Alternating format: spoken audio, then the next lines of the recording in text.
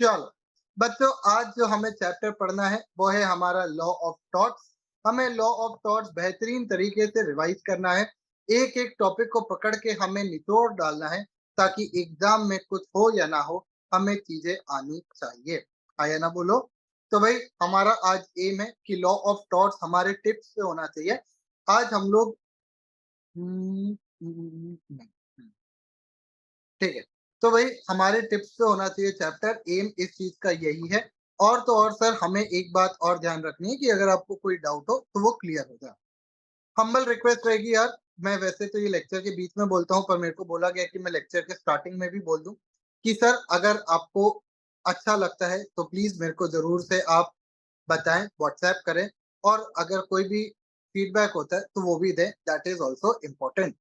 साथ ही साथ में जो इसको ऑनलाइन देख रहे हैं, जो फेसबुक पे मैं बार बार फेसबुक क्यों बोल रहा हूँ आज, जो भी बाद में इसको सब्सिक्वेंटली अपने यूट्यूब वगैरह पे देखेंगे, उनसे भी हम्बल रिक्वेस्ट है कि आप प्लीज, आप लोग कोई कमेंट छोड़ के जरूर जाइएगा। अच्छा लगे ना लगे, कैसा लगे ना लगे, लाइक शेयर कमेंट वो जरूरी है, ताकि अपन मैक्सिमम लोगों तक पहुंच सके। अगर आप चाहते हो कि मेरी खूबसूरत आवाज और खूबसूरत शक्ल ज्यादा लोगों तक पहुंचे, तो आप कर सकते हो। और अगर नहीं भी चाहते हो तो भी कर देना, अच्छा लगता है। ठीक है, चलो।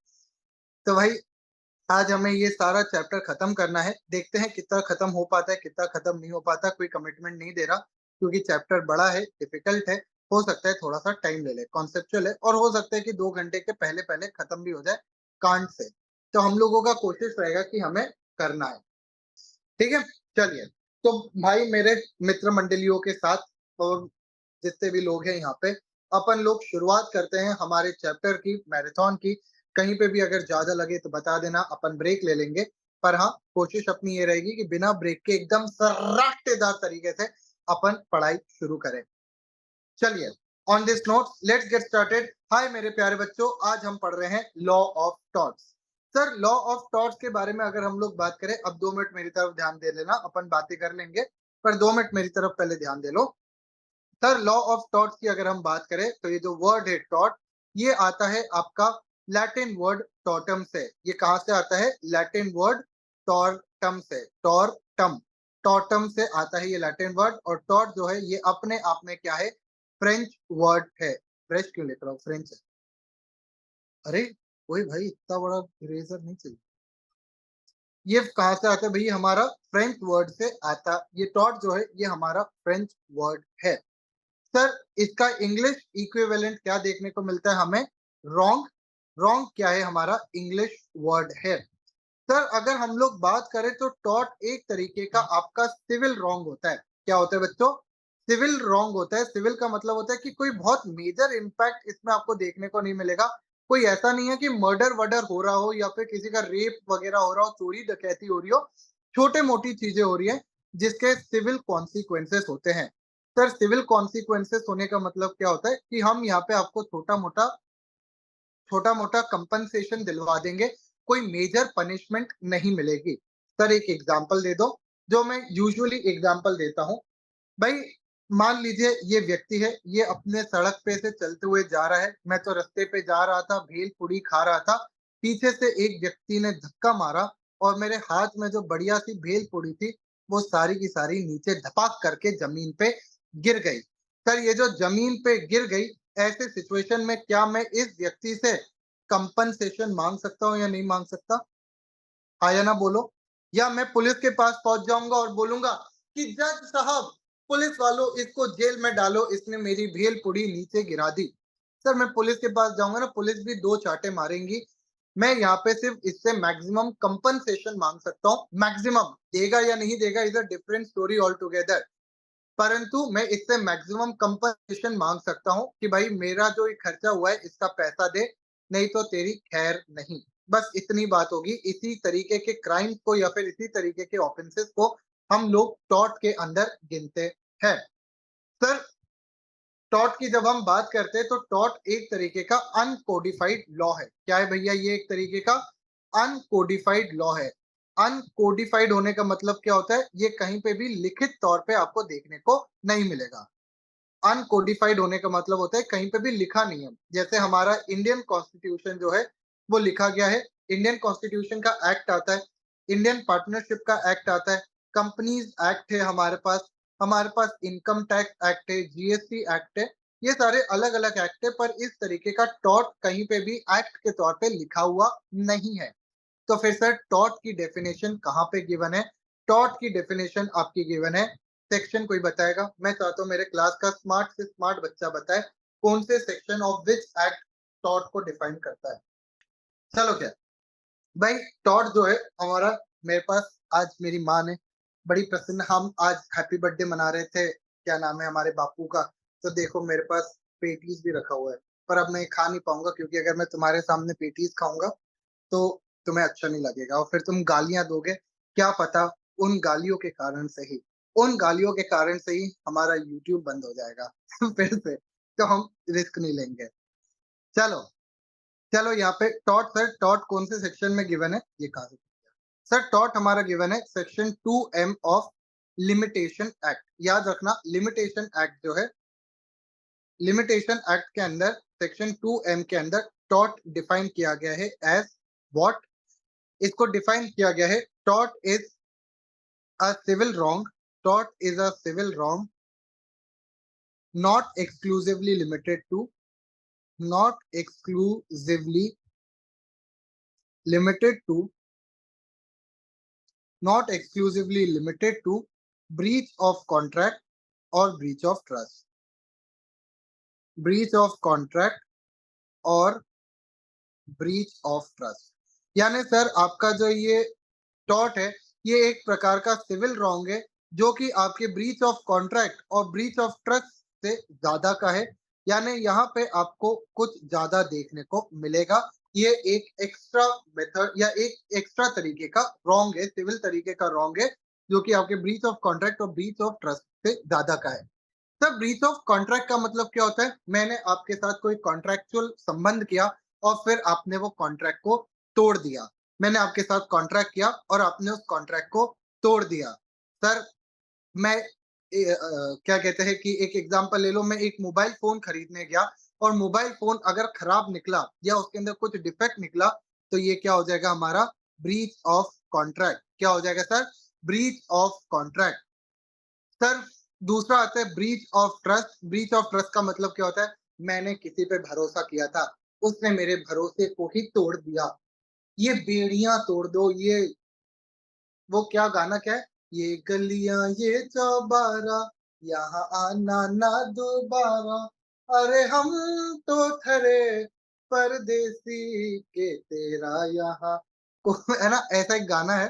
तो भाई वो क्या कहलाता है? हमारा ब्रीच ऑफ ट्रस्ट। मेरे को कभी कभी डर लगता है कि तुम भगवान कसम मेरे कितने स्नैप डाल देते होंगे, बच्चे सोचते होंगे ये कौन आदमी है।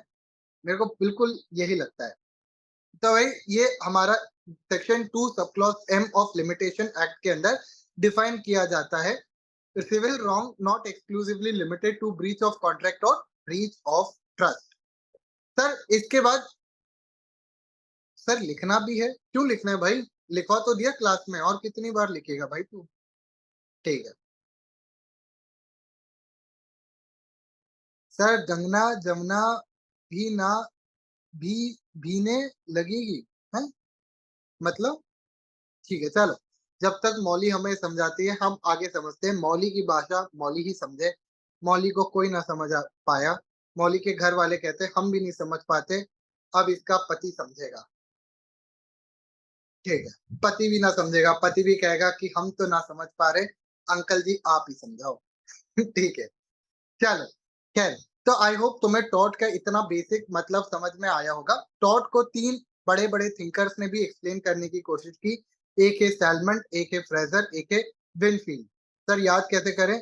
एस एफ डब्ल्यू ने इसको एक्सप्लेन करने की कोशिश की। सैलमंड, सलाद को जब आप फ्रीजर में डालोगे तो वो बहुत ही ज्यादा विनफील्ड हो जाएगा, ऐसे याद रख लो। सलाद को जब तुम फ्रीजर में डालोगे तो बहुत ही ज्यादा वाइट हो जाएगा, विनफील्ड हो जाएगा।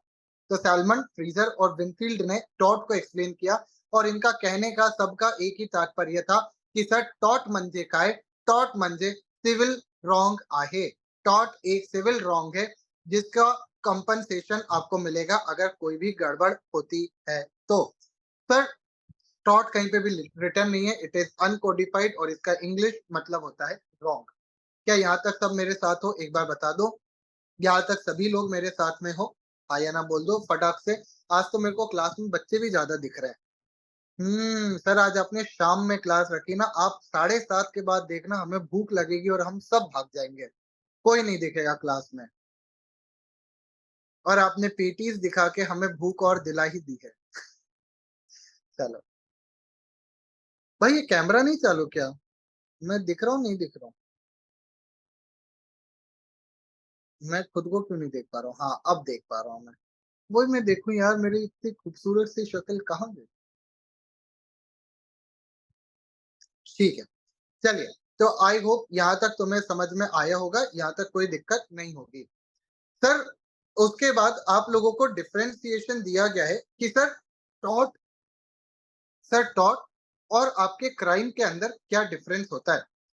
सर अपने आप में ये एक, यानी मेरे को ऐसा लगता है कि ये तो पढ़ाने वाली चीज भी नहीं है, पर टॉट और क्राइम के अंदर डिफरेंस बड़ा ही सिंपल है। सर क्राइम जो होता है वो आपका बहुत ही मैसिव स्केल का होता है, मैसिव मैग्नीट्यूड का होता है, जिसका सोसाइटी पे इम्पैक्ट पड़ता है। सर तुम्हारी भेल गिर गई, उससे क्या सोसाइटी को कोई फर्क पड़ेगा? क्या घंटा फर्क नहीं पड़ेगा। तो सर टॉट छोटी मोटी चीजें होती है, छोटी मोटी चीजें होती है, जिसके कोई मेजर कॉन्सिक्वेंसेस नहीं होते। पर सर क्राइम एक मेजर इवेंट होता है, और सर इससे सोसाइटल इम्पैक्ट पड़ता है। क्या पड़ता है? सोसाइटल इम्पैक्ट हमें देखने को मिलता है, जबकि टॉट में कोई भी तरीके का सोसाइटल इम्पैक्ट नहीं होता, कोई भी सोसाइटल इम्पैक्ट नहीं होता। सर साथ ही साथ में क्राइम जो होता है उसके अंदर हम क्रिमिनल व्यक्ति को पनिशमेंट देने की कोशिश करते हैं। अगर किसी व्यक्ति ने मर्डर किया है तो हमारी कोशिश रहती है कि उसको पनिशमेंट हो। अब जो मर चुका उसको तो वापस तो लेके आएंगे नहीं ना। अगर वो वापस आ गया तो सबकी बैंड बज जाएगी, सबकी फट जाएगी। पर सर हम लोग कोशिश करते हैं कि जिसने क्राइम किया है उसको हम पनिशमेंट दें। जबकि टॉर्ट में सर हम लोगों की कोशिश रहती है कि जिस व्यक्ति के साथ गलत हुआ है, जो भी हमारा प्लेंटिफ है, प्लेंटिफ कौन होता है? जिसके साथ गलत हुआ है, उसको हम किसी तरीके का कंपनसेशन दिला दे, हम उसको लॉलीपॉप दे दे और कह दे ले भाई चुप हो जा, अब रो मत। ये होता है टॉर्ट और क्राइम में डिफरेंस। ठीक है सर। सर टॉर्ट और कॉन्ट्रैक्ट में क्या डिफरेंस होता है, यानी कि टॉर्ट और ब्रीच ऑफ कॉन्ट्रैक्ट में क्या डिफरेंस होता है? Sir as the name itself suggest, tort में आपके कोई लीगल राइट का वायलेशन हो रहा होता है। किसका वायलेशन हो रहा होता है? लीगल राइट का वायलेशन हो रहा होता है, आपके कोई अधिकार का वायलेशन हो रहा होता है। जबकि ब्रीच ऑफ कॉन्ट्रैक्ट के अंदर आपके कॉन्ट्रैक्ट का वायलेशन हो रहा होता है, यानी कि जो कॉन्ट्रैक्ट के अंदर टर्म लिखी गई थी उसका वायलेशन हो रहा होता है, इसलिए उसको हम ब्रीच ऑफ कॉन्ट्रैक्ट बोलते हैं। सर टॉर्ट में आपके ऊपर जो कंपनसेशन मिलने की बात होती है, आपको कितना पैसा मिलेगा, कितना नहीं मिलेगा, कितने डैमेजेस मिलेंगे, वो डिटरमाइंड नहीं होते हैं।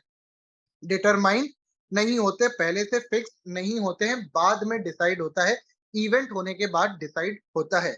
जबकि ब्रीच ऑफ कॉन्ट्रैक्ट में यूजुअली डैमेजेस डिफाइंड होते हैं, हमें पता होता है कि आपको कितना डैमेज मिलेगा अगर कॉन्ट्रैक्ट का ब्रीच होता है। तो ये होता है आपका टॉर्ट और ब्रीच ऑफ कॉन्ट्रैक्ट के अंदर डिफरेंस। क्या यहाँ तक मेरे साथ है सभी लोग? हाँ या ना बोलो। क्या मेरे साथ हो, आंखें खुली हो या हो बंद। सर कोई ऐसा टॉट हो सकता है जो क्राइम में भी काउंट होता हो, जिसमें बड़ा हार्म हो? बिल्कुल, जैसे हम बॉडीली हार्म जब पढ़ते हैं, तो बॉडीली हार्म आपका क्राइम के अंदर भी कवर हो सकता है, और आपके टॉट के अंदर भी कवर हो सकता है। इसको हम लोग क्राइम की लैंग्वेज में हर्ट बोलते हैं। क्राइम यानी जब आप भारतीय न्याय संहिता या फिर आईपीसी पढ़ेंगे तो इसको हर्ट कहा जाता है। सिमिलरली आपका डिफेमेशन होता है। डिफेमेशन का तो हम सेक्शन भी पढ़ते हैं, डिफेमेशन आपका टॉर्ट भी होता है, और आपके सेक्शन 499 ऑफ आईपीसी के अंदर भी लिखा जाता है। तो ये एग्जांपल हो सकता है। ठीक है सर, यहाँ तक सभी लोग साथ में हो? हाँ या ना बोलो। भाई मेरे क्लास में अराउंड 37 स्टूडेंट्स मेरे को देखने को मिल रहे हैं, तो मेरे को उनका रिप्लाई चाहिए।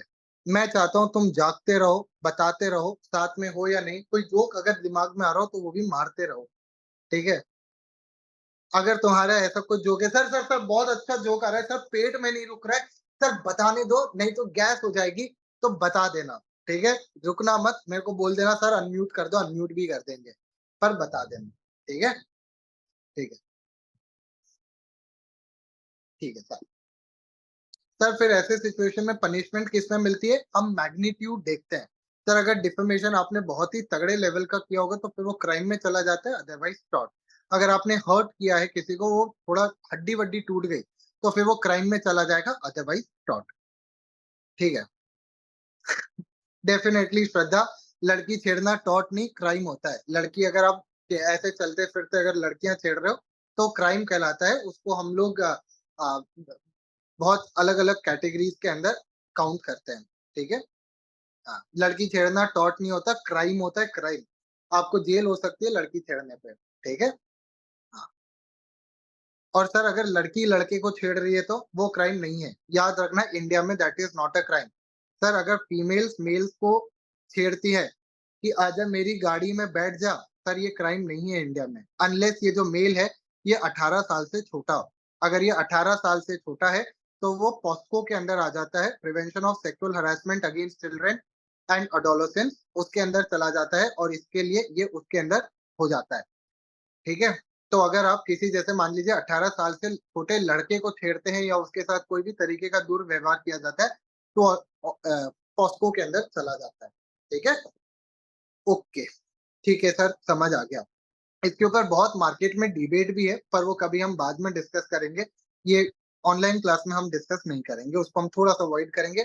ये तो सिर्फ जनरल नॉलेज के लिए मैंने आपको बता दिया। ठीक है सर, हमें ये चीज़ समझ आ गई, आपने बता दिया टॉर्ट और क्राइम में और आपका ब्रीच ऑफ कॉन्ट्रैक्ट और टॉर्ट में क्या फ़र्क होता है। सर एक चीज़ और हमें बता दो कि सर टॉर्ट के अंदर एसेंशियल एलिमेंट्स क्या होते हैं? सर हर चीज़ टॉर्ट नहीं बनती है, कुछ चीज़ें ही टॉर्ट बनती है और उसके लिए आपको कुछ एसेंशियल एलिमेंट्स को कंप्लाई करना पड़ता है। सर वो एसेंशियल एलिमेंट्स कौन-कौन से हैं? आओ अपन बात करते हैं। सर बेसिकली आपके 3 एसेंशियल एलिमेंट्स होते हैं, जिसके बाद ही आपका टॉर्ट बन सकता है। जैसे हम कहते हैं ना सर, चाय बनाने के लिए कुछ एलिमेंट्स ज़रूरी है। पानी, दूध, चाय पत्ती, और फिर अगर आप शुगर वाली चाय पीते हैं तो शुगर या फिर अदरक डालना है या जो भी डालना है, that is a different thing. पर ये 3 चीज़ें तो ज़रूरी है। और जो कह रहे हैं कि सर हम तो पानी वाली चाय पीते हैं, यानी सिर्फ़ पानी में चाय पत्ती डाल देते हैं, वो लोग ज़िंदा नहीं हैं, वो अंदर से मर चुके हैं क्योंकि उनको मुँह का स्वाद ही नहीं है। ठीक है? तो उनको हम काउंट नहीं करेंगे। हम सिर्फ़ नॉर्मल लोगों की बातें कर रहे हैं, जो शक्कर घोल के चाय पीते हैं। तो सर चाय जो हम पी रहे हैं उसके अंदर कुछ एसेंशियल एलिमेंट्स होते हैं, उसी तरीके से आपके थॉट्स के भी कुछ एसेंशियल एलिमेंट्स होते हैं। पहला चीज़ होता है सर, कोई ना कोई आपका रॉन्गफुल एक्ट या फिर ओमिशन होना चाहिए। क्या होना चाहिए भई? रॉन्गफुल एक्ट या फिर ओमिशन। यानी आपने कोई गलती कर दी और फिर उसके कारण से आप अब आगे बढ़ रहे हैं। छत पे सोया था बहनोई, मैं तने समझ के सो गई, मुझको राणा जी माफ करना, गलती म्हारे से हो गई। ये क्या है? आपका रॉन्गफुल एक्ट है, आपने गलती की है, आप माफी मांग रहे हो, तो रॉन्गफुल एक्ट। दूसरा आता है सर, वायलेशन किस चीज का होना चाहिए? Legal right. आपका कोई लीगल अधिकार जो है वो आपका वायलेट होना चाहिए। आपका कोई जो लीगल राइट है वो वॉयलेट होना चाहिए। और तीसरी चीज़ आती है कि आपके पास लीगल रेमेडी होनी चाहिए। क्या होनी चाहिए सर? लीगल रेमेडी होनी चाहिए। जब ये 3 कंडीशन सैटिस्फाई होगी तभी हम कहेंगे कि आपने टॉर्ट कमिट किया है, अदरवाइज़ हम कहेंगे आपने कोई भी तरीके का टॉर्ट कमिट नहीं किया है। तीनों कंडीशन होनी चाहिए। सर एक एग्ज़ाम्पल दे दो। 2 एग्ज़ाम्पल लेंगे ताकि आप समझ पाएँ। सर सबसे पहली चीज़ एक एग्ज़ाम्पल लेते हैं। सर मैं ना गांजे का धंधा करता था। काहे का सर? गांजा। गांजा आप जानते होंगे कि इंडिया में इल्लीगल है। गांजे का धंधा-वंदा करना या उसको स्मोक करना, जो भी करते हैं लोग, वो सब करना इल्लीगल है। हम इंडिया में उसको प्रमोट नहीं करते हैं। अब सर आप किसी दिन ना गांजा लेके जा रहे थे, ट्रांसपोर्ट कर रहे थे, और सर पुलिस वाले ने आपको पकड़ लिया। और सर पुलिस वाले ने पकड़ के ना आपको उसके चक्कर में मार दिया। आपको ऐसे पीठ पे एकदम गांजे के शेप का, जो ऐसा वो पत्तियाँ बनी होती है ना, उस शेप का इतना तेज मारा कि वो पीठ पे टैटू ही बन गया। अब आप उस पुलिस वाले के अगेंस्ट केस फाइल करना चाहते हैं, ये कहना चाहते हैं कि उसने आपके अगेंस्ट टॉर्ट कमिट किया है। सर हम क्या कह सकते हैं? द आंसर इज़ नो, क्योंकि आप जो एक्ट कर रहे थे, आप जो कर रहे थे, वो अपने आप में एक गलत काम था, तो यहाँ पे टॉर्ट कमिट नहीं हुआ है। The first important thing that should be is कि आपके साथ कोई गलत काम होना चाहिए। There should be a wrong act towards you, आपके साथ कोई गलत काम होना चाहिए। जब तक वो नहीं होगा तब तक हम टॉट की बात करेंगे ही नहीं। सर एक एग्जांपल दे दो ताकि हमें समझ आ जाए कि जिसके अंदर तीनों कंडीशन सेटिस्फाई हो रही हो। सर एक एग्जांपल जो अपन क्लास में यूजुअली लेते हैं कि एक व्यक्ति है, वो सड़क पे से जा रहा था, किसी व्यक्ति ने प्रैंक करने के नाम पे उसके ऊपर पानी डाल दिया। क्या डाल दिया? पानी डाल दिया। सर इस व्यक्ति का पूरा पूरा अधिकार है कि वो सड़क पे आराम से जाए, बिना भीगे जाए, नॉर्मल तरीके से जाए। इस व्यक्ति ने ऑब्वियसली एक रॉन्गफुल एक्ट किया, इस व्यक्ति को ठीक तरीके से जाने नहीं दिया प्रैंक के नाम पे। सर इस व्यक्ति का लीगल अधिकार था कि वो सड़क पे आराम से चल के जाए। हम कोई पैलेस्टीन या फिर ये सारी जगह तो है नहीं जहाँ पे चलते चलते कब तुम भगवान के दरवाजे पे पहुंच जाओगे पता ही नहीं चलेगा। जैसे आप देख रहे होंगे सीरिया, लेबनान, ये क्या दूसरी कंट्री क्या है वो हमास जहाँ पे है, वो गाजा स्ट्रिप, ये यूक्रेन, यहाँ पे ऐसे वॉर चल रहे हैं कि सर कब खत्म हो जाओगे पता ही नहीं चलेगा। इंडिया में तो है नहीं ऐसा, आपको नॉर्मली जाने का अधिकार है। और सर ऐसे में आप डेफिनेटली इस व्यक्ति से पैसा-वैसा क्लेम कर सकते हो, आप पैसा माँग सकते हो या फिर इसको आप इस व्यक्ति के अगेंस्ट कंप्लेंट फाइल कर सकते हो अगर ये आपके अगेंस्ट कोई बहुत ज़्यादा हेवी नेचर का गलत काम करता है, तो this will amount to tort. So sir tort के अंदर 3 कंडीशन सैटिस्फाई होना बहुत ज़्यादा ज़रूरी होती है कि there should be a wrongful act, legal right violate होना चाहिए और आपके पास लीगल रेमेडी होनी चाहिए। सर एक एग्जांपल और दे दो फाइनल, जो एक आपका केस भी बनता है। सर अगर मान लीजिए यहाँ पे एक कोचिंग इंस्टीट्यूट था, मैं इस कोचिंग में पढ़ाता था और सब्सिक्वेंटली मैं जाके यहीं पे एक दूसरी कोचिंग खोल लूँ, एकदम ऑपोजिट में। तो सर दूसरी कोचिंग खोलना, अगर मैं किसी कॉन्ट्रैक्ट का वॉयलेशन नहीं कर रहा हूँ, मैं नॉर्मल बेसिस पे दूसरी कोचिंग खोल रहा हूँ, तो ये कोई भी गलत काम नहीं है, ये मेरा अधिकार है कोचिंग खोलना। क्योंकि आर्टिकल 19 ऑफ कॉन्स्टिट्यूशन मेरे को अलाउ करता है that I can start any business, profession, occupation. तो सर मैंने अपने अधिकारों का इस्तेमाल किया है, जब मैंने कोई गलत काम किया ही नहीं है, तो ये मेरे से कोई भी तरीके का कंपनसेशन क्लेम नहीं कर सकते। परंतु sir on the other hand अगर मेरा और इस कोचिंग इंस्टीट्यूट का कॉन्ट्रैक्ट था कि मैं इस कोचिंग से निकलने के बाद 2 साल तक खुद की कोई भी कोचिंग चालू नहीं कर सकता और फिर भी अगर मैं ये कोचिंग चालू कर लेता हूँ, then this will be definitely then this will definitely amount to contract का वायलेशन और फिर वो ब्रीच ऑफ कॉन्ट्रैक्ट के अंदर चला जाएगा। यहाँ पे हम कौन सी सिचुएशन को ले रहे हैं? जब हमारे बीच में ऐसा कोई भी तरीके का कॉन्ट्रैक्ट नहीं है। आओ एक बार देखते हैं आपकी किताब में क्या लिखा है, 3 essential elements. Sir 3 essential elements क्या आते हैं? अ रॉन्गफुल एक्ट और omission of the defendant. The wrongful act must lead to legal damage to the other person, यानी कि लीगल राइट का वायलेशन होना चाहिए and there should be a legal remedy. क्या होना चाहिए? Legal remedy. सर ये जो प्रिंसिपल है यही हमारा आगे जाके बनता है 2 और लैटिन वर्ड। इन 2 लैटिन वर्ड को हम लोग क्या कहते हैं सर? इन 2 लैटिन वर्ड्स के कॉन्सेप्ट को हम लोग कहते हैं, पहला आता है हमारा इंजूरिया साइन डेमनम। इंजूरिया साइन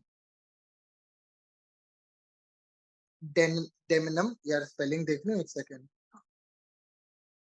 क्योंकि अपन को ना ये लैटिन आती नहीं।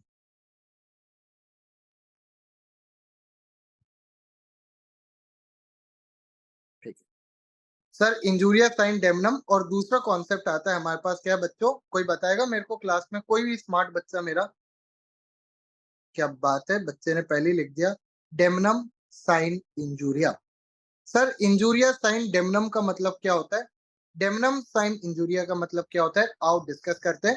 सर इंजूरिया साइन डेमनम का मतलब होता है कि आपका लीगल राइट वायलेट हुआ है पर आपको कोई डैमेज नहीं हुआ है। भले ही डैमेज हो या ना हो, अगर आपका लीगल राइट वायलेट हुआ है तो ये टॉर्ट काउंट कर दिया जाएगा। और सर दूसरा केस आता है डेमनम साइन इंजूरिया, जहाँ पे आपको कोई डैमेज वगैरह हुआ है पर क्योंकि आपका कोई लीगल राइट वायलेट नहीं हुआ है, तो सर ऐसे सिचुएशन में आपका कोई भी टॉर्ट नहीं बनेगा। सर इसको याद करने का तरीका कैसा है? डेमनम साइन इंजूरिया, डैमेज पर no injury, damage but no injury. और injuria sine damnum, legal injury but no damage, legal injury but no damage. इस तरीके से याद करोगे तो जल्दी इसे याद हो जाएगा।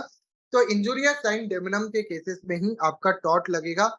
बच्चों, हम्बल रिक्वेस्ट, ओए ओए, क्या भाई क्या, ये लेट के खाते पीते क्या क्लास देख रहे हो? भाई मजाक थोड़ी ना कर रहे अपन, ध्यान होना चाहिए क्लास में, इट इज इम्पोर्टेंट। अगर तुम मस्ती मजाक में क्लास देखोगे तो कुछ याद नहीं रहेगा, सब भूल जाओगे। और अगर सब भूल जाओगे तो लॉ में ना सच में कुछ याद नहीं रहता, यहाँ पे कब कौन सी क्लास की कौन सी कंडीशन आ जाती है समझ नहीं आता। ध्यान मेरी तरफ रखो। सर, एग्जामिनर आपको कंफ्यूज करेगा, आप कंफ्यूज होंगे, और 90% बच्चा है गलत लिख के आएगा। क्वेश्चन पेपर में लिखा होगा in which of the following cases टॉट इज नॉट एप्लीकेबल। आप शायद से नॉट भूल जाएंगे, या फिर इसको गलत तरीके से रीड कर लेंगे, और जब पेपर खत्म हो जाएगा उसके बाद शिट यार, शिट शिट शिट ऐसे करते फिरेंगे। तो याद रखना, अगर डेमनम साइन इंजूरिया या इंजूरिया साइन डेमनम का क्वेश्चन है तो ध्यान से पढ़ना, कौन सा केस कहाँ पे लग रहा है आपको पता होना चाहिए। In which of the following cases टॉट is not applicable, damnum sine injuria. In which of the following cases टॉट is applicable, injuria sine damnum. Please इस चीज को याद रखना। सर, एग्जाम्पल्स ले लेते हैं कुछ ताकि हमें पता रहे। सर, सबसे पहला जो हमारे पास एग्जाम्पल आता है वो हमारे लिए बड़ा ही इंपॉर्टेंट एग्जाम्पल भी है, सॉरी इंपॉर्टेंट केस लॉ भी है। केस लॉ का नाम है भैया क्या, कोई बता सकता है केस लॉ का नाम? क्या बात है, एशबी वर्सेस वाइट।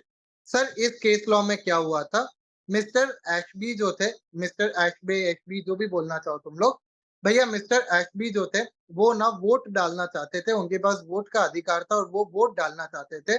और मिस्टर वाइट जो कि एक वोटिंग ऑफिसर होते हैं, ये ऑफिसर होते हैं, ये मिस्टर एशबी को विदाउट एनी रीजन रोक देते हैं वोट डालने से। ये कहते हैं मिस्टर एशबी को, चल पहली फुर्सत में निकल, पहली फुर्सत में निकल, ऐसे करके हटा देते हैं। अब जिस व्यक्ति को मिस्टर एशबी वोट डालना चाहते थे, जिस व्यक्ति को भी वोट डालना चाहते थे, वो व्यक्ति जीत जाता है। जिस भी पॉलिटिशियन को वोट डालना चाहते हैं वो जीत जाता है, वो जीत जाता है। और ऐसे केस में मिस्टर एशबी मिस्टर वाइट के अगेंस्ट केस फाइल करते हैं और कहते हैं कि मिस्टर वाइट ने मेरा लीगल अधिकार का वायलेशन किया है, इन्होंने मेरे को वोट नहीं डालने दिया। और भले ही जिस कैंडिडेट को मैं वोट डालना चाहता था वो जीत गया, भले ही कोई एक्चुअल डैमेज नहीं हुआ है, कोई एक्चुअल डैमेज नहीं हुआ है, पर मेरे लीगल राइट का वायलेशन हुआ है क्योंकि मेरे को वोट डालने नहीं दिया गया by the voting officer without any genuine basis, और इस कारण से ये मेरे साथ टॉट हुआ है। ये केस पहुंचता है आपके उस समय का जो भी कोर्ट वगैरह होगा, जिसको ये लोग कहते हैं हाउस ऑफ लॉर्ड्स। ये सारे यूके के केसेस है, यूनाइटेड किंगडम्स के। ये केस पहुंचता है आपके हाउस ऑफ लॉर्ड्स के पास। जैसे हमारा सुप्रीम कोर्ट होता है ना, वैसे उनका हाउस ऑफ लॉर्ड्स होता था उस समय। अब तो उनके पास भी सुप्रीम कोर्ट है, उस समय हाउस ऑफ लॉर्ड्स होता था। वहां ये केस गया और इसको बोला गया it is a case of tort, it is a case of tort. क्यों सर? क्योंकि यहाँ पे लीगल राइट वायलेट हुआ है। मिस्टर एशबी को गलत तरीके से रॉन्गफुल मेथड से वोट डालने से रोका गया, उनका लीगल अधिकार था और इसलिए उन्होंने केस फाइल किया, यानी कि उनके पास रेमेडी भी थी। तो सर तीनों कंडीशन सेटिस्फाई होगी, इसलिए this is a case of tort. भले ही यहाँ पे डैमेज नहीं है, हमें उससे फर्क नहीं पड़ता, हमें डैमेज है या नहीं है उससे फर्क नहीं पड़ता, पर क्योंकि यहाँ पे लीगल राइट वायलेट हुआ है, therefore this is a case of tort. ये आपको समझ में आया या नहीं आया, मेरे को ये चीज बताओ। सर, ये तो एशली वर्सेस वाइट का एक केस था। ये जो एग्जाम्पल है ना, ये हमारे रेगुलर लाइफ में, डेली लाइफ में भी लगता है। आप अगर देखेंगे तो पुलिस वाले जो होते हैं वो आपको बिना हेलमेट के गाड़ी चलाने पे चालान पे पकड़ लेते हैं। वो कहते हैं कि भाई तुम गाड़ी अगर बिना हेलमेट के चला रहे हो तो हम तुम्हारे ऊपर चालान लगाएंगे। सर ऐसा क्यों? ऐसा क्यों? ऐसा क्यों? क्योंकि सर आप एक रॉन्गफुल एक्ट कर रहे हो, आप बिना हेलमेट के गाड़ी चला रहे हो। इसी सिचुएशन में भले ही आपको लगी नहीं है, आपको, आप नॉर्मल गाड़ी चला रहे हो, आप घर भी पहुंच गए, कोई चीज नहीं लगी आपको, एवरीथिंग इज नॉर्मल, पर सर आपने एक लीगल लॉ का, या आपने एक लीगल चीज का, अपने एक अधिकार का या फिर एक ड्यूटी का उल्लंघन किया है। और पुलिस वालों के पास रेमेडी है, पुलिस वालों के पास राइट है कि वो आपसे पैसा मांग सकते हैं, आपसे पेनल्टी या फिर चालान मांग सकते हैं।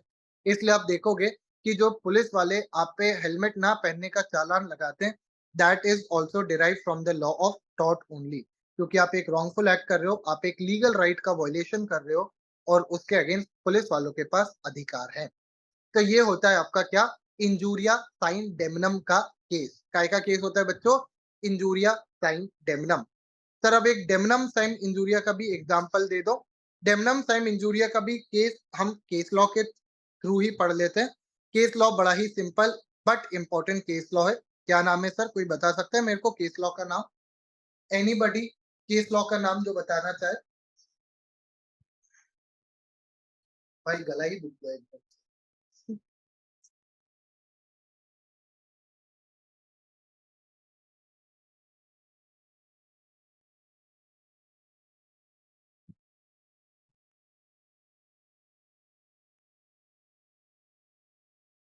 भाई साहब तुमने इतने सारे चैट भेज दिए कि मैंने भूल ही गया। क्या बात है, शांभवी ने पहले ही आंसर दे दिया। Very good Shambhavi, keep it up. Sakshi पूछ रही है सर इसमें डैमेज नहीं है तो इंजूरिया साइन डेमनम का केस होगा। Very good Sakshi, keep it up. Mauli Shri कह रही है सर 3 कंडीशन फॉलो होनी चाहिए, 3 कंडीशन फॉलो हो रही है। राज कह रहा है राजू इक्वल्स टू मैं मर भी सकता था उस बात से बाबू, लेकिन मरा तो नहीं ना। सर इस केस में भी लगेगा क्या टॉट? बिल्कुल लगेगा। हम सिर्फ अधिकार का उल्लंघन देखते हैं, एक्चुअली में कोई डैमेज हुआ है या नहीं वो नहीं देखते हैं। बच्चे प्रेम अभी हम बात करेंगे उसके बारे में। ठीक। सर इसके अंदर हमारे पास केस आता है, केस का नाम है बहुत ही बढ़िया सा केस ना बच्चे, रेलैंड वर्सेस फ्लेचर इसका केस नहीं है, इसका केस है हमारे पास Gloucester grammar school. Gloucester grammar school. क्या बात है। सर ग्लॉकोस्टर ग्रामर स्कूल के अंदर क्या होता है, जो हमने अभी ऊपर एग्जांपल लिया एग्जैक्टली वही चीज होती है कि सर एक टीचर होता है जो कि एक स्कूल में पढ़ा रहा होता है और वो उस स्कूल को छोड़ के एग्जैक्टली रोड के ऑपोजिट साइड पे अपना स्कूल खोल लेता है। यानी ये जो व्यक्ति होता है ये यहाँ से मूव करके यहाँ चला जाता है और स्कूल खोल लेता है। अब क्योंकि ये बहुत ही ज्यादा फेमस टीचर होता है तो बच्चे डिवाइड हो जाते हैं, कुछ यहाँ चले जाते हैं और कुछ यहाँ चले जाते हैं। सर ऐसे सिचुएशन में ये स्कूल वाले इस व्यक्ति के खिलाफ केस फाइल करना चाहते हैं और कहना चाहते हैं कि इस व्यक्ति के स्कूल खोलने से हमें फाइनेंशियल लॉस हो रहा है। इसने क्योंकि एग्जैक्टली हमारे ही अपोजिट में स्कूल खोल लिया है तो हमें फाइनेंशियल लॉस हो रहा है और इसलिए हमें कंपनसेशन दिलवाओ। सर क्या स्कूल को यानी कि ये जो ग्लोकोस्टर ग्रामर स्कूल है क्या इसको पैसा मिलेगा क्या? आप जवाब जानते हैं। नहीं मिलेगा, नहीं मिलेगा, नहीं मिलेगा। क्योंकि सर यहाँ पे भले ही डैमेज है, यहाँ पे भले ही फाइनेंशियल लॉस है, पर कोई भी लीगल राइट का वॉयलेशन नहीं किया गया है। सर इस व्यक्ति का अधिकार था स्कूल खोलने का, इसने स्कूल खोल दिया, कोई भी वॉयलेशन नहीं हुआ है, तो ऑब्वियस सी बात है यहाँ पे कोई भी लीगल राइट वायलेट नहीं हुआ है और अगर लीगल राइट वायलेट नहीं हुआ है तो आपका केस बनता ही नहीं है। किस चीज का केस नहीं बनता बच्चों? किस चीज का नहीं बनता? ओए ओए ओए, किस चीज का केस नहीं बनता? डेफिनेट सी बात है ये आपका टॉर्ट का केस नहीं बनता।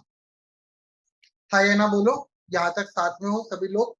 आई होप यहाँ तक समझ में आ रहा होगा सभी लोगों को, अच्छे तरीके से रिवाइज हो रहा होगा, दिमाग में चीजें बैठ रही होगी, जो तुमने रेगुलर क्लासेस में पढ़ा है उसमें बैठ रही होगी।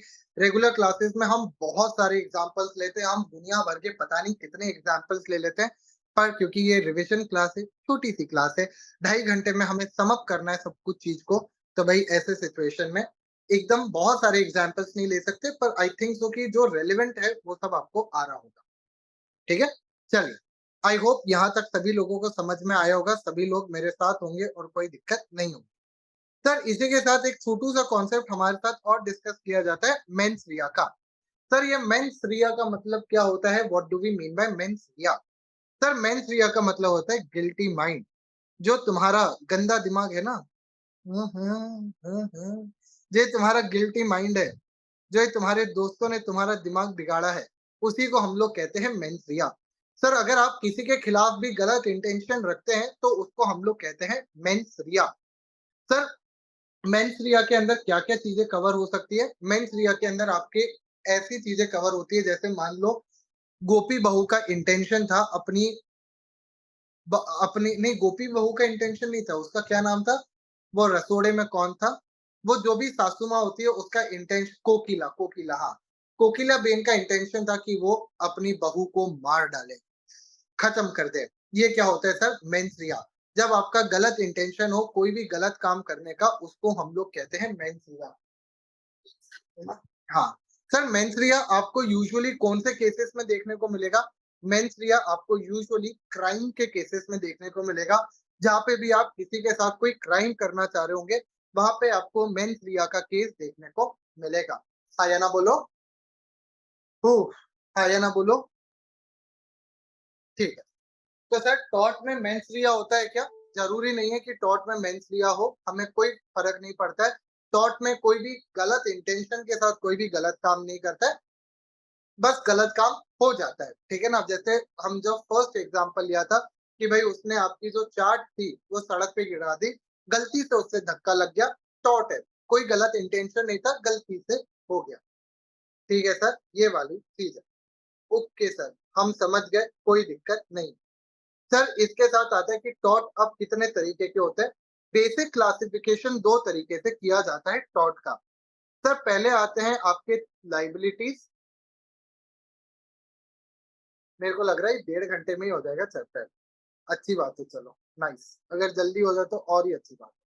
सर पहले आता है लायबिलिटीज़ और दूसरा आता है आपको फिज़िकल हार्म। बेसिक ये 2 बेसिस पे आपका डिफरेंशिएशन होता है।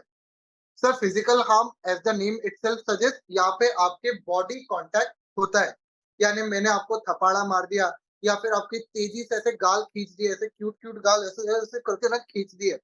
तो ये सारे फिज़िकल हार्म के अंदर आते हैं। जबकि लायबिलिटीज़ के अंदर बाकी सारी इवेंट्स आते हैं जिसके अंदर आपको कोई प्रॉपर्टी हार्म हो जाती है या फिर कोई दूसरे तरीके का हार्म हो जाता है। सर लायबिलिटीज़ को हम लोग 3 पार्ट्स में डिवाइड करते हैं। आपकी किताब में कुछ और डिवीज़न है, पर एक्चुअल लॉ में कुछ और डिवीज़न है। आपकी किताब में एक्चुअली में इसको ठीक तरीके से डिवाइड भी नहीं किया गया है, पर क्योंकि हमारा इंस्टीट्यूट हमारा प्रभु है, हमारा देवता है, तो जो देवता बोले उसको सही मान लो। मैं आपको सही पढ़ा रहा हूँ, यानी कि मैं चैलेंज नहीं कर रहा इंस्टीट्यूट को, पता चले कि मेरे ऊपर डिफेमेशन का केस बैठ जाए। मैं चैलेंज नहीं कर रहा, बस मैं ये कह रहा हूँ कि प्रिंटिंग इश्यू हो गया है, उससे उससे ज़्यादा कोई बड़ी दिक्कत नहीं है। पर हाँ, आपको एग्ज़ाम में अगर क्वेश्चन आता है, तो प्लीज़ याद रखिएगा जो किताब में लिखा है उसके बेसिस पे ही करना है, ठीक है? थॉट बात कर रहा हूँ, जैसे हमने इंडियन कॉन्स्टिट्यूशन में पढ़ा है कि इंडियन कॉन्स्टिट्यूशन में उनने ना लेजिस्लेटिव काउंसिल्स का जो लिस्ट है, वो गलत दे के रखा है। वो लिस्ट मत लिख के आ जाना, वो गलत है लिस्ट। वो तो उनने खुद एग्ज़ाम में रेक्टिफाई किया हुआ है। तो तुम वो लिस्ट छोड़ देना, पर ये टॉट के केस में तुम लोग जो किताब में लिखा हुआ है, सिर्फ़ वही लिख के आना, दैट इज़ ओके। क्योंकि यू नेवर नो वो किस बात पे मार्क्स काट ले। तो सर हमारे पास 3 डिफरेंशिएशन आते हैं। पहला आता है स्ट्रिक्ट लायबिलिटी, दूसरा आता है एब्सोल्यूट लायबिलिटी और तीसरा आता है sir vicarious liability. Sir strict liability का मतलब क्या होता है? एब्सोल्यूट लायबिलिटी का मतलब क्या होता है? वाइकेरियस लायबिलिटी का मतलब क्या होता है? आओ एक-एक करके समझते हैं। सर स्ट्रिक्ट लायबिलिटी का मतलब होता है कि आपने कोई हार्म कॉज़ किया है, पर वो छोटे स्केल पे है, that is on a lower scale, small scale पे है। और सर यहाँ पे आपको कुछ एक्सेप्शंस क्लेम करने को मिल जाएँगे। कुछ एक्सेप्शंस आपको अलाउड रहेंगे, कुछ डिफेंसेस आपको अलाउड रहेंगे। सर कितने डिफेंसेस है? आई थिंक सो 6 डिफेंसेस हैं। 6 या 7 है, देख लेंगे अभी। Sir absolute liability on the other hand क्या होता है? सर हार्म हुआ है, मेजर स्केल पे हुआ है और आपने कोई इस तरीके से हार्म कॉज़ किया है कि भैया आपने कोई ऐसा हार्म कॉज़ किया है कि आपको कोई भी हम तरीके का डिफेंस क्लेम करने नहीं देंगे, कोई भी एक्सेप्शन क्लेम नहीं करने देंगे।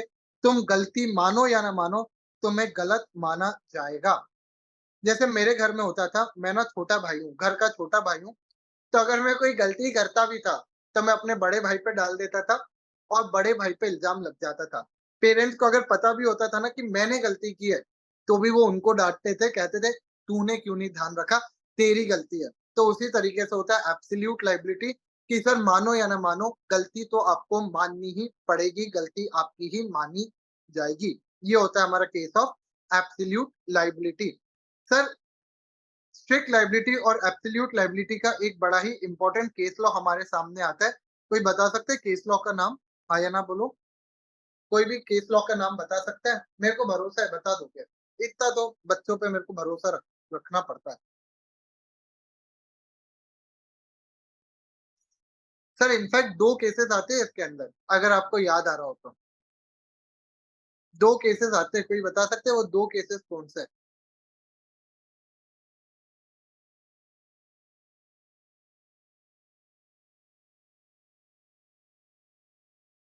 एक केस तो सब बता रहे हैं, दूसरा केस कोई बताए तो पता चले मेरे को।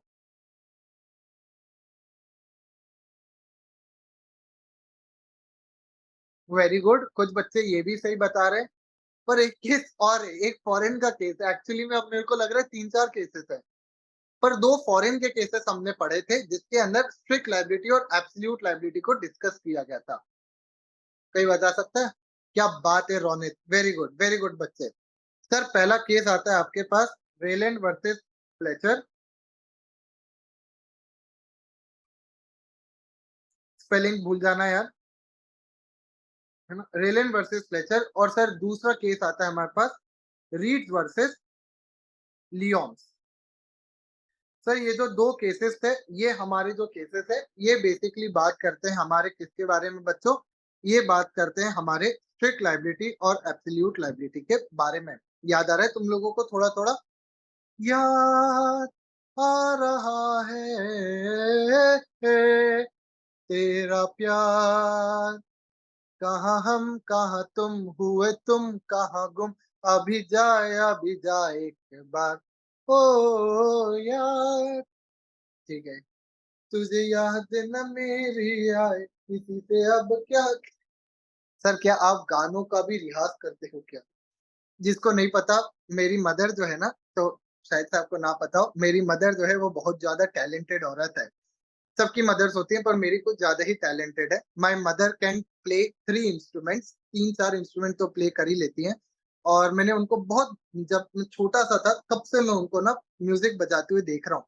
गाते हुए, बजाते हुए, सिंथेसाइज़र, गिटार, ढोलक, ये सब मैं उनको देखता हूँ। हमारे घर में म्यूज़िक क्लासेस लगती थी और उन्होंने मेरे को बड़ी सिखाने की कोशिश की, पर मैं थोड़ा-सा नालायक बच्चा निकला, मेरे से ना सीखा गया।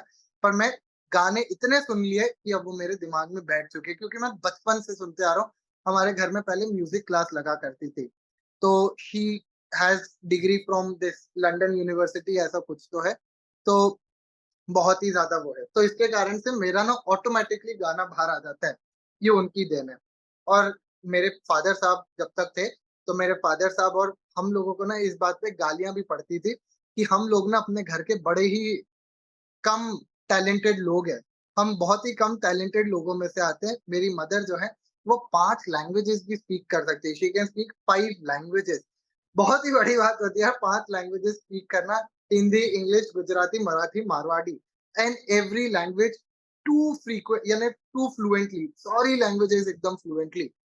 तो इसलिए आपको मेरे बोलने के टच में बहुत ज़्यादा आपको गुजराती और मारवाड़ी या मराठी टच भी मिलेगा। तो शी इज़ वेरी टैलेंटेड, इसलिए मेरे गाने इतने ज़्यादा निकलते हैं या कई बार दूसरे वर्ड्स भी निकल जाते हैं। मेरे को गालियाँ पड़ती रहती है इस बात पे कि मैं इतनी टैलेंटेड हूँ, कुछ तो सीख ले नालायक, सब तू भूल चुका है, कुछ नहीं करता है, सिर्फ़ सोने को कह दो इसको। तो हमें लगता होगा मेरे को गालियाँ नहीं पड़ती, घर में ना बच्चा-बच्चा ही होता है। मैं तुम्हारे आगे कितना भी टीचर बन लूँ, मम्मी के आगे बेटा ही बन के रहना पड़ता है। तुमने अगर ऐसे आँख ऊपर कर दी, तो तुम गए हो। तो ऐसा। चलो ख़ैर, let's get back to the topic. Rylands versus Fletcher का हमारे पास केस आता है। सर, रेलन वर्सेस फ्लेचर का केस क्या था? आओ एक बार डिस्कस करते हैं। Rylan versus Fletcher.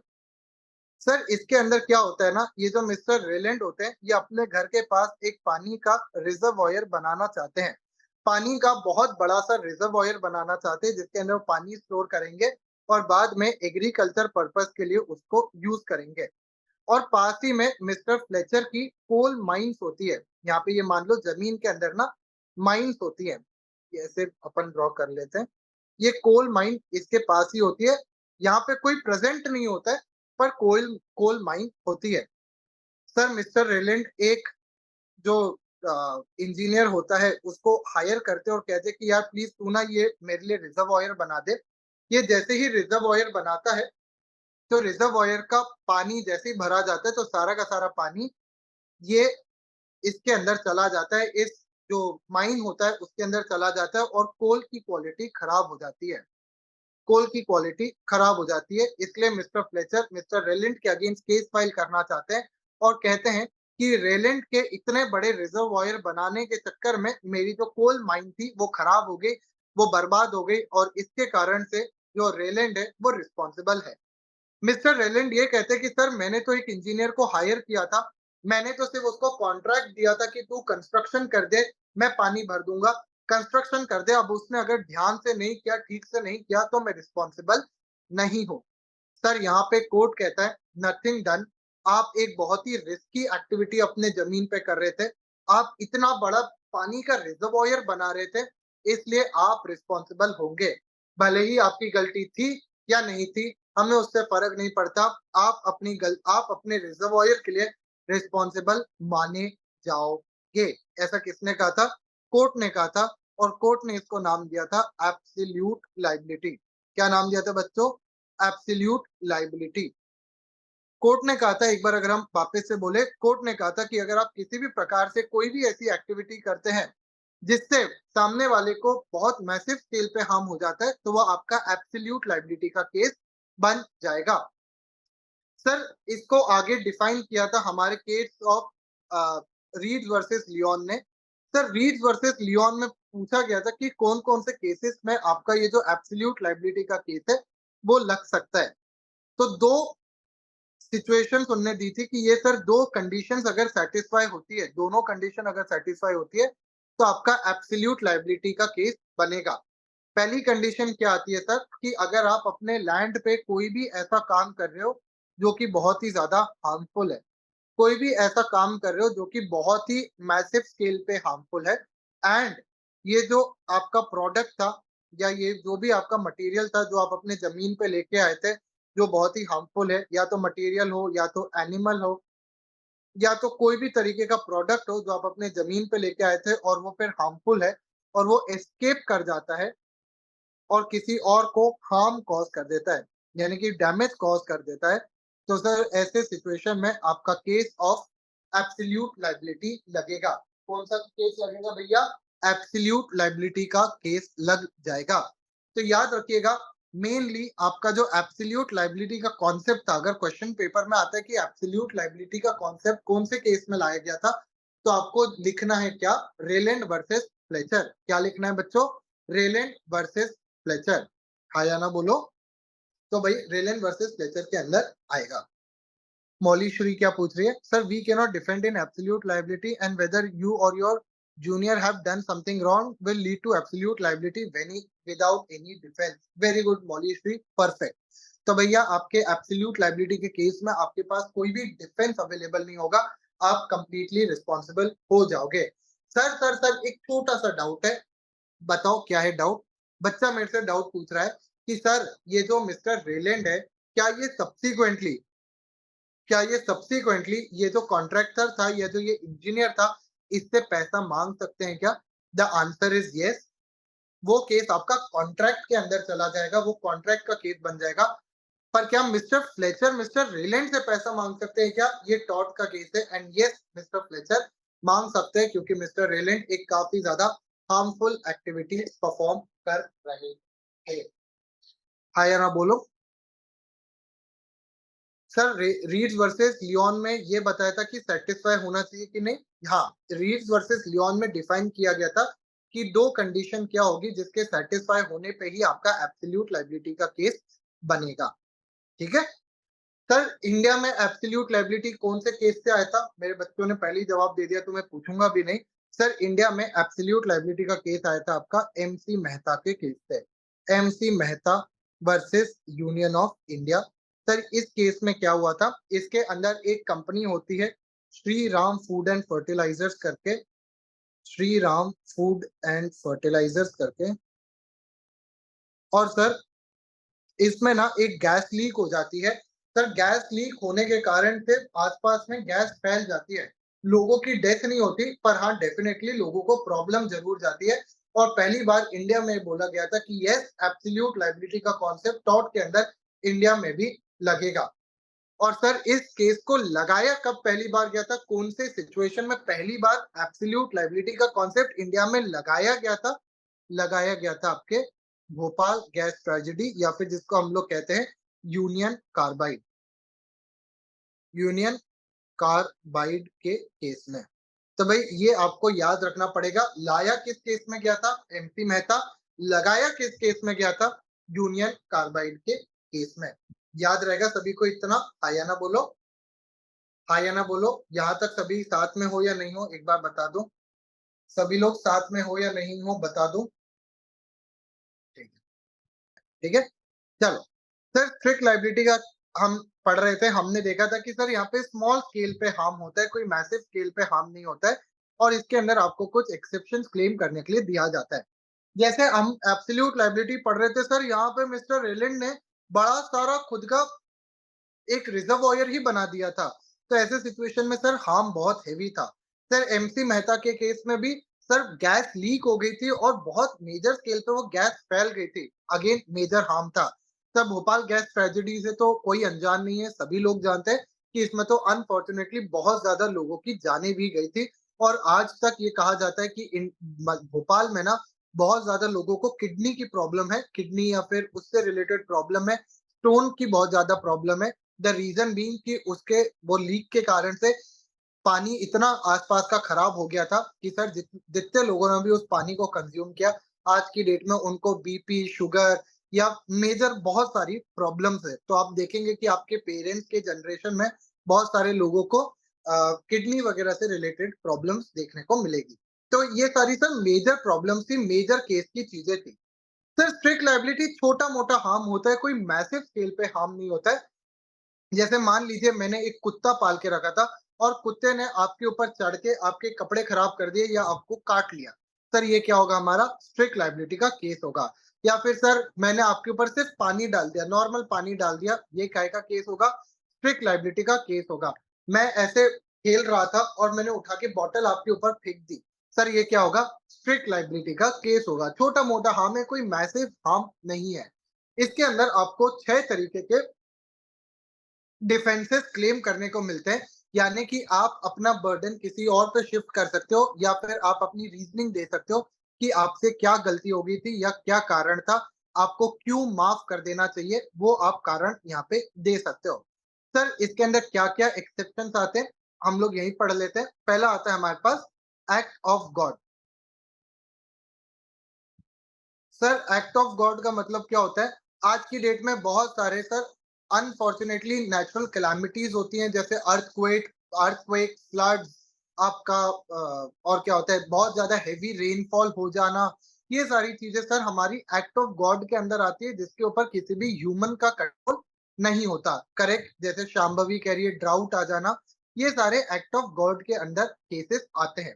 For example sir मैं ना अभी यहाँ पे रेंटेड प्लेस में रहता हूँ दिल्ली में, मैं एक रेंटेड जगह पे रहता हूँ और मान लो मैं और मेरी मदर बाहर गए और भूकंप आया और हमारा जो सामान था वो भूकंप के कारण से टूट फूट गया। तो क्या मैं अपने मकान मालिक के ऊपर केस फाइल कर सकता हूँ और ये कह सकता हूँ कि आपके कारण से आपके घर में मेरा सामान खराब हो गया? ऑब्वियस सी बात है, मकान मालिक कहेगा कि भाई मेरी क्या गलती थी, मैं पकड़ के थोड़ी ना हिला रहा था बिल्डिंग को, भूकंप आया, गिर गया, सामान खराब हो गया, मेरी कोई गलती नहीं है। Definitely it will be an exception, this will be under act of God.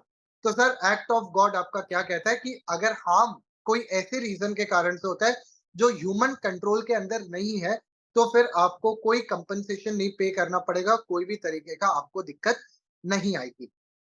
Sir दूसरा केस आता है आपका स्टैट्यूटरी अथॉरिटी। सर हम लोग जाते हैं कि गवर्नमेंट जो है बहुत सारी एक्टिविटीज परफॉर्म करती है जो कि अपने आप में डेंजरस नेचर की या फिर थोड़ी सी अजीब तरीके के नेचर की हो सकती है। सर ऐसे सिचुएशन में अगर गवर्नमेंट कोई भी एक्टिविटी परफॉर्म करती है जिसके कारण से आपको कोई हार्म हो जाता है, तो उस सिचुएशन के लिए गवर्नमेंट रिस्पॉन्सिबल नहीं होगी। सर एक एग्जांपल दे दीजिए। फॉर एग्जांपल अगर मैं कहता हूँ कि सर हमारे यहाँ से ना हाई एक्सटेंशन लाइन्स जा रही थी। हमारे घर पे इलेक्ट्रिसिटी आती थी, गवर्नमेंट की इलेक्ट्रिसिटी आती थी और सर ऐसे सिचुएशन में एक दिन इलेक्ट्रिसिटी ना होने के कारण से ना मैं क्लास नहीं ले पाया। मैं ना क्लास नहीं ले पाया और उसके कारण से मेरे बच्चे और मेरा नुकसान हो गया। मेरी एक क्लास मिस हो गई। अब मैं केस फाइल करना चाहता हूँ गवर्नमेंट के अगेंस्ट ये कहते हुए कि आप जो रिपेयर का काम कर रहे थे ना, जो रिपेयर का काम कर रहे थे, उसके कारण से मैं क्लास नहीं ले पाया और इस सिचुएशन के कारण से मेरे को दिक्कत गई तो मेरे को कंपनसेशन पे करो। सर सरकार कंपनसेशन तो नहीं देगी, 2 डंडे और मारेगी कि हम एक स्टैट्यूटरी अथॉरिटी एक्टिविटी परफॉर्म कर रहे थे। सर हाई एक्सटेंशन लाइन्स को या फिर जो इलेक्ट्रिसिटी वायरिंग है उसको ठीक करना बहुत ज़्यादा इम्पोर्टेंट होता है। अगर वो ठीक नहीं होती है, तो वो कल को हार्म कॉज़ कर सकती है या फिर इलेक्ट्रिसिटी को प्रॉब्लम कॉज़ कर सकती है। तो हम लोग कहते हैं सर अगर स्टैट्यूटरी अथॉरिटी कोई भी एक्टिविटी 1 सेकंड देना यार, 1 सेकंड।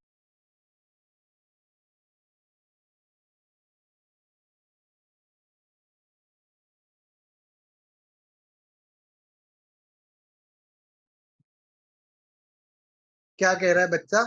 सर फिर से बता दो, स्टैट्यूटरी अथॉरिटी फिर से बताओ, 2 सेकंड दें।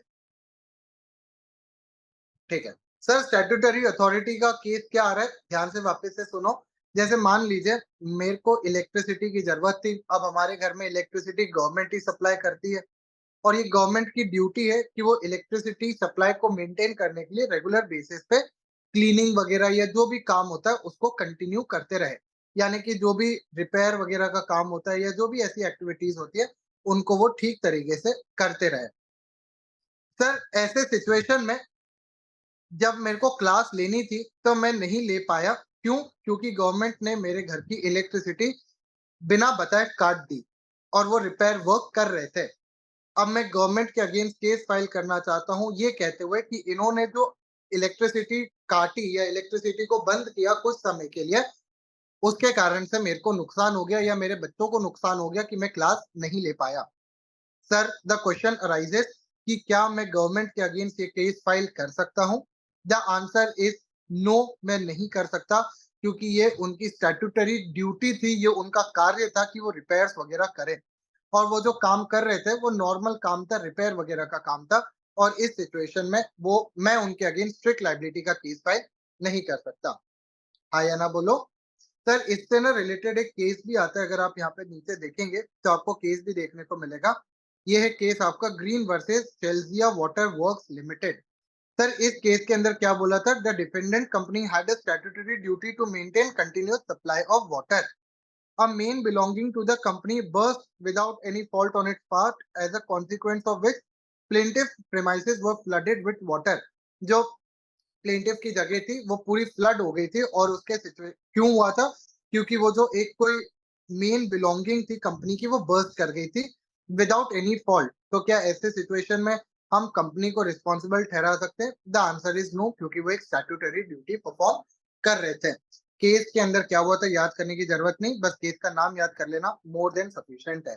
सब प्लेंटिव वर्ड का मतलब क्या होता है? प्लेंटिव का मतलब होता है ऐसा व्यक्ति जिसको इंजरी कॉज हुई हो, जिसको दुःख हो, पेन हो। तो अपन कहते हैं ना पेन हुआ सर, मेरे को पेन हुआ। प्लेंटिफ उसको कहते हैं जो को प्रॉब्लम होती है और वो केस फाइल करता है और जिसके अगेंस्ट करता है उसको हम डिफेंडेंट कहते हैं। क्या कहते हैं? डिफेंडेंट कहते हैं। ठीक है? चलो, खैर आई होप इतना तुम्हें समझ आया होगा। 2 सिचुएशंस हमने डिस्कस कर ली, एक्ट ऑफ गॉड और स्टैट्यूटरी अथॉरिटी। सर तीसरा सिचुएशन आता है हमारे सामने कि act act of third party. Sir अगर किसी थर्ड पार्टी के मिस्टेक के कारण से कोई गलती हो जाती है या कोई इशू कॉज हो जाता है, कोई भी दिक्कत कॉज हो जाती है, तो उसको भी हम उस सिचुएशन के लिए भी हम रिस्पॉन्सिबल नहीं होंगे। सर एक एग्जांपल दे दो, नॉर्मल एग्जांपल ही ले लेते हैं कि सर यहाँ पे मेरी गाड़ी खड़ी थी, यहाँ पे सामने वाली की गाड़ी खड़ी थी और यहाँ पे एक पीछे की गाड़ी खड़ी थी। सर इस गाड़ी ने बोट नहीं है, वह गाड़ी है। सर इस गाड़ी वाले ने मेरे को ठोका और मैंने आगे वाले में ठोका। सर ऐसे में क्या ये मेरे से कंपनसेशन माँग सकते हैं क्या? द आंसर इज नो, क्योंकि इसमें मेरी कोई मिस्टेक नहीं थी, मेरी कोई गलती नहीं थी। अगर इनको कंपनसेशन मांगना है तो इनसे मांगे, क्योंकि गलती इस व्यक्ति की थी, इसने मेरे ऊपर किया और इसके कारण से मैंने जाके आगे गाड़ी को ठोक दिया। तो भैया गलती इस व्यक्ति की थी, कंपनसेशन इस व्यक्ति को पे करना पड़ेगा। ये क्या होगा हमारा? Act of third party. क्या कहलाएगा बच्चों? ये एक्ट ऑफ थर्ड पार्टी। ठीक है सर। बच्चे कह रहे सर यूएफओ बनाया आपने, ऐसा मारूंगा ना, तुम जानते नहीं हो ये मॉडर्न आर्ट है। अगर मैं इसको ऐसा फ्रेम करा दूं, तुम देखे हो कभी मॉडर्न आर्ट? आय हाय क्या मॉडर्न आर्ट होता है। मॉडर्न आर्ट ना इंटरप्रिटेशन पे चलता है। अगर मैं इसको बना दूं ना तो करोड़ों में बिकेगा फॉरेन में, तुम जानते नहीं हो। तुम बच्चे हो ना यार, ऐसी ड्राइंग कहाँ मिलेगी तुम्हें देखने को। चलो आओ इधर। तो सर हमने तीन सिचुएशन डिस्कस कर ली, act of God, statutory authority and act of third party. Sir चौथा केस आता है हमारे पास, plaintiff own default. Plaintiff own default. Sir plaintiff own default का मतलब क्या होता है? प्लेंटिफ ने खुद ही कोई गलती की है, आप बैल मुझे मार वाली हरकत की है, तो सर उस सिचुएशन के लिए प्लेंटिफ खुद ही रिस्पॉन्सिबल होगा, मैं रिस्पॉन्सिबल नहीं होऊंगा। जैसे हम लोग इसका अगेन क्लासिक एग्जांपल जो लेते हैं, मेरे घर में कुत्ता बंद था, आई हैड अ डॉग। और सर एक कुत्ता बंद था, आपको पता नहीं उस कुत्ते को देख के क्या प्यार आया, आप आए, आपने उसकी लीश छुड़वाई और सर लीश छुड़वा के उसके साथ खेलने लग गए। आपने कहा उली उली उली, उली उली उली, उली उली उली। उसने भी कहा तू मेरे साथ खेल रहा है, मैं तेरे साथ खेलूंगा। और जब कुत्ते ने खेलना शुरू किया तो ये अरे कहाँ गया? तो जब कुत्ते ने खेलना शुरू किया तो वो ना कुत्ता यहाँ तक पहुंच गया, उली उली उली, उली उली उली। और सर आपको उसने काट दिया। सर गलती किसकी थी? मेरी थी या आपकी थी? ऑब्वियस सी बात है कि ये जो व्यक्ति है इसकी खुद की गलती थी, इसका खुद का इशू था और इसके कारण से मैं रिस्पॉन्सिबल नहीं होऊंगा, मैं रिस्पॉन्सिबल नहीं होऊंगा। यहाँ पे प्लेंटिफ की खुद की गलती थी, प्लेंटिफ खुद ही कुत्ते के साथ खेलने आया, मैंने तो कुत्ते को अच्छी तरीके से बांध के रखा था। तो भाई ऐसे सिचुएशन में आप ही रिस्पॉन्सिबल होंगे, आपकी ही गलती है। ईशान समझ में आया नहीं आया एक बार बताओ? ईशान मेरे लल्ला समझ में आया या नहीं आया? ईशान कह रहा है सर एक बार थर्ड वाला फिर से बता दो, एक्ट ऑफ थर्ड पार्टी का मतलब क्या होता है? सर किसी और की गलती के कारण से अगर मेरे से कोई मिस्टेक हो जाती है तो मैं उसके लिए रिस्पॉन्सिबल नहीं होऊंगा। जैसे सर एक एग्जांपल और दे दो। मैं रास्ते पे जा रहा था, मैं सड़क पे ना ऐसे अपनी गाड़ी चला रहा था, यहाँ पे एक गड्ढा आया जिसके कारण से मेरी गाड़ी डिसबैलेंस हुई और आप यहाँ पे खड़े थे, आपने जाके ठुक गई, ज्यादा तेज नहीं लगी बस ठुक गई। तो सर ऐसे सिचुएशन में क्या मैं रिस्पॉन्सिबल होऊंगा क्या? द आंसर इज नो, क्योंकि मेरी गलती नहीं थी, इस गड्ढे के कारण से दिक्कत हो गई। प्रोवाइडेड प्रोवाइडेड कि मैं सही स्पीड पे ठीक तरीके से गाड़ी चला रहा हूँ। तो अगर मेरी डायरेक्टली कोई गलती नहीं थी, गलती से हो गया या किसी और थर्ड पार्टी के मिस्टेक के कारण से हो गया, तो मैं उसके लिए रिस्पॉन्सिबल नहीं होऊंगा। ये होता है हमारा एक्ट ऑफ थर्ड पार्टी। क्या होता है भैया? Act of third party. समझ में आया? आया ना बोल दो एक बार। ठीक है, तो हमने ये चार चीजें समझ ली। अब पांचवा केस आता है सर, प्लेंटिव कंसेंट या कंसेंट ऑफ द प्लेंटिव इसको बोल लेते हैं। Consent of plaintiff. सर अगर प्लेंटिफ ने खुद कंसेंट दे के रखी है कोई हार्म के लिए, तो सर ऐसे सिचुएशन में अगेन प्लेंटिफ रिस्पॉन्सिबल होगा, मैं रिस्पॉन्सिबल नहीं होऊंगा। सर एक एग्जांपल दे दो। सर एक बॉक्सिंग का मैच था, दो प्लेयर्स इसके अंदर बॉक्सिंग कर रहे थे।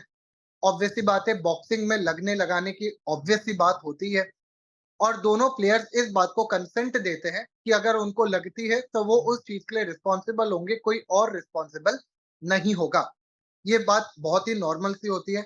अब मान लो ये ना अपना बॉक्सिंग खेल रहे थे और बॉक्सिंग में इसने ऐसा एक तेजी का पंच मारा, ऐसे करके पप्पी नहीं देना है, ऐसे मार देते हैं, ऐसे इसने पंच मारा कि सर इसको ना ज्यादा तेजी की लग गई। सर ऐसे सिचुएशन में क्या ये व्यक्ति या फिर ये जो ऑर्गेनाइजेशन टूर्नामेंट करवा रहा था वो रिस्पॉन्सिबल होगा क्या? हाँ या ना बोलो, वो रिस्पॉन्सिबल होगा या नहीं होगा? टूर्नामेंट जो करवा रहा था वो रिस्पॉन्सिबल होगा या नहीं होगा?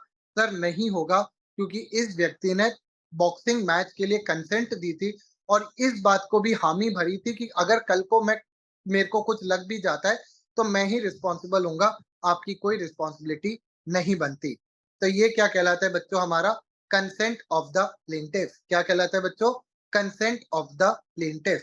तो हमने 4 केसेस पढ़ लिया।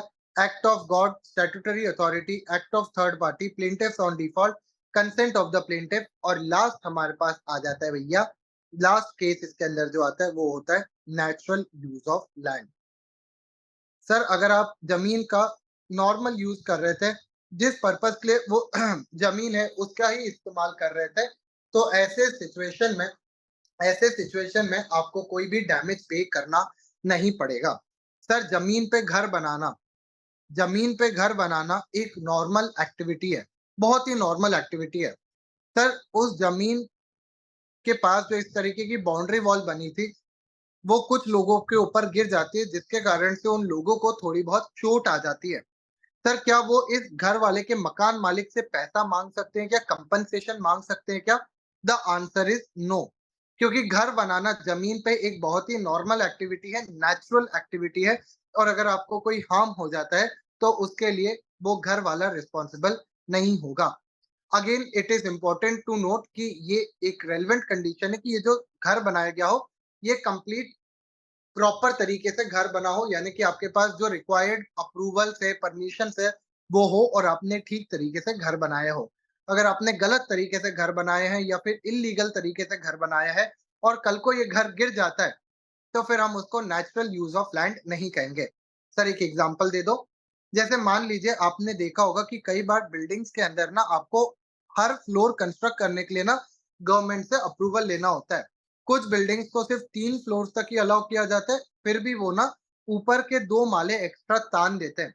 अब सर मान लो ये जो 2 एक्स्ट्रा के माले ताने इनने, उसमें अगर कोई भी दिक्कत हो जाती है और यहाँ पे रखा हुआ सामान अगर डैमेज हो जाता है, क्या ये टॉट में आएगा क्या? द आंसर इज़ येस, क्योंकि ये जो 2 फ्लोर कंस्ट्रक्ट किए गए थे, वो इल्लीगल तरीके से बनाए गए थे और अगर आप कोई भी इल्लीगल तरीके से काम करते हो, तो उसको हम नेचुरल यूज़ ऑफ लैंड नहीं मानते।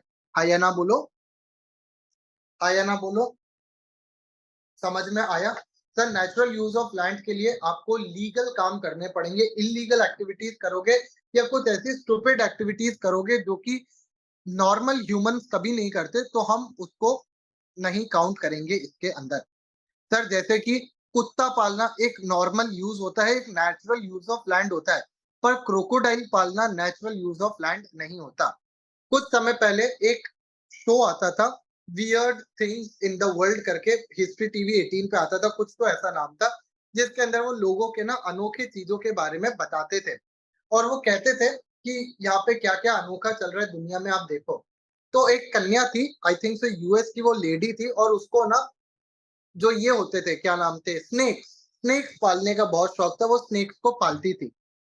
सर स्नेक पालना एक बहुत ही अनरीज़नेबल एक्टिविटी है और इनफैक्ट वो कहती थी कि मैं ना स्नेक को घुमाने भी लेके जाती हूँ, मैंने उसके गले पे पट्टा भी बाँध के रखा है। यानी पता नहीं लोग क्या-क्या करते हैं दुनिया में, कितने ही फ्री होते हैं। मैं घूमने लेके जाती हूँ। सर अगर उस स्नेक ने पप्पी दे दी, उस स्नेक ने पप्पी दे दी, तो सर क्या ऐसे सिचुएशन में ये नेचुरल यूज़ ऑफ लैंड कहलाएगा क्या? The answer is no, it will not be a natural use of land. पर सर वही स्नेक अगर किसी म्यूजियम में रखा है या फिर किसी साइंटिफिक लैब में रखा हुआ है, सर साइंटिफिक लैब में रखा हुआ स्नेक और ऐसे घर पे रखा हुआ स्नेक में फ़र्क है।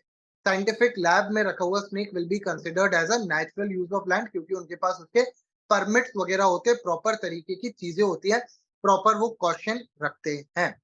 तो आपको ये बात का ध्यान रखना पड़ेगा और यहीं पे लॉ ट्रिकी होता है। लॉ कभी भी ऐसा नहीं होता कि आपने एक चीज़ पढ़ी और वो ऐसे ही लग जाएगा। 2 + 2 = 4 कभी भी लॉ में नहीं होता।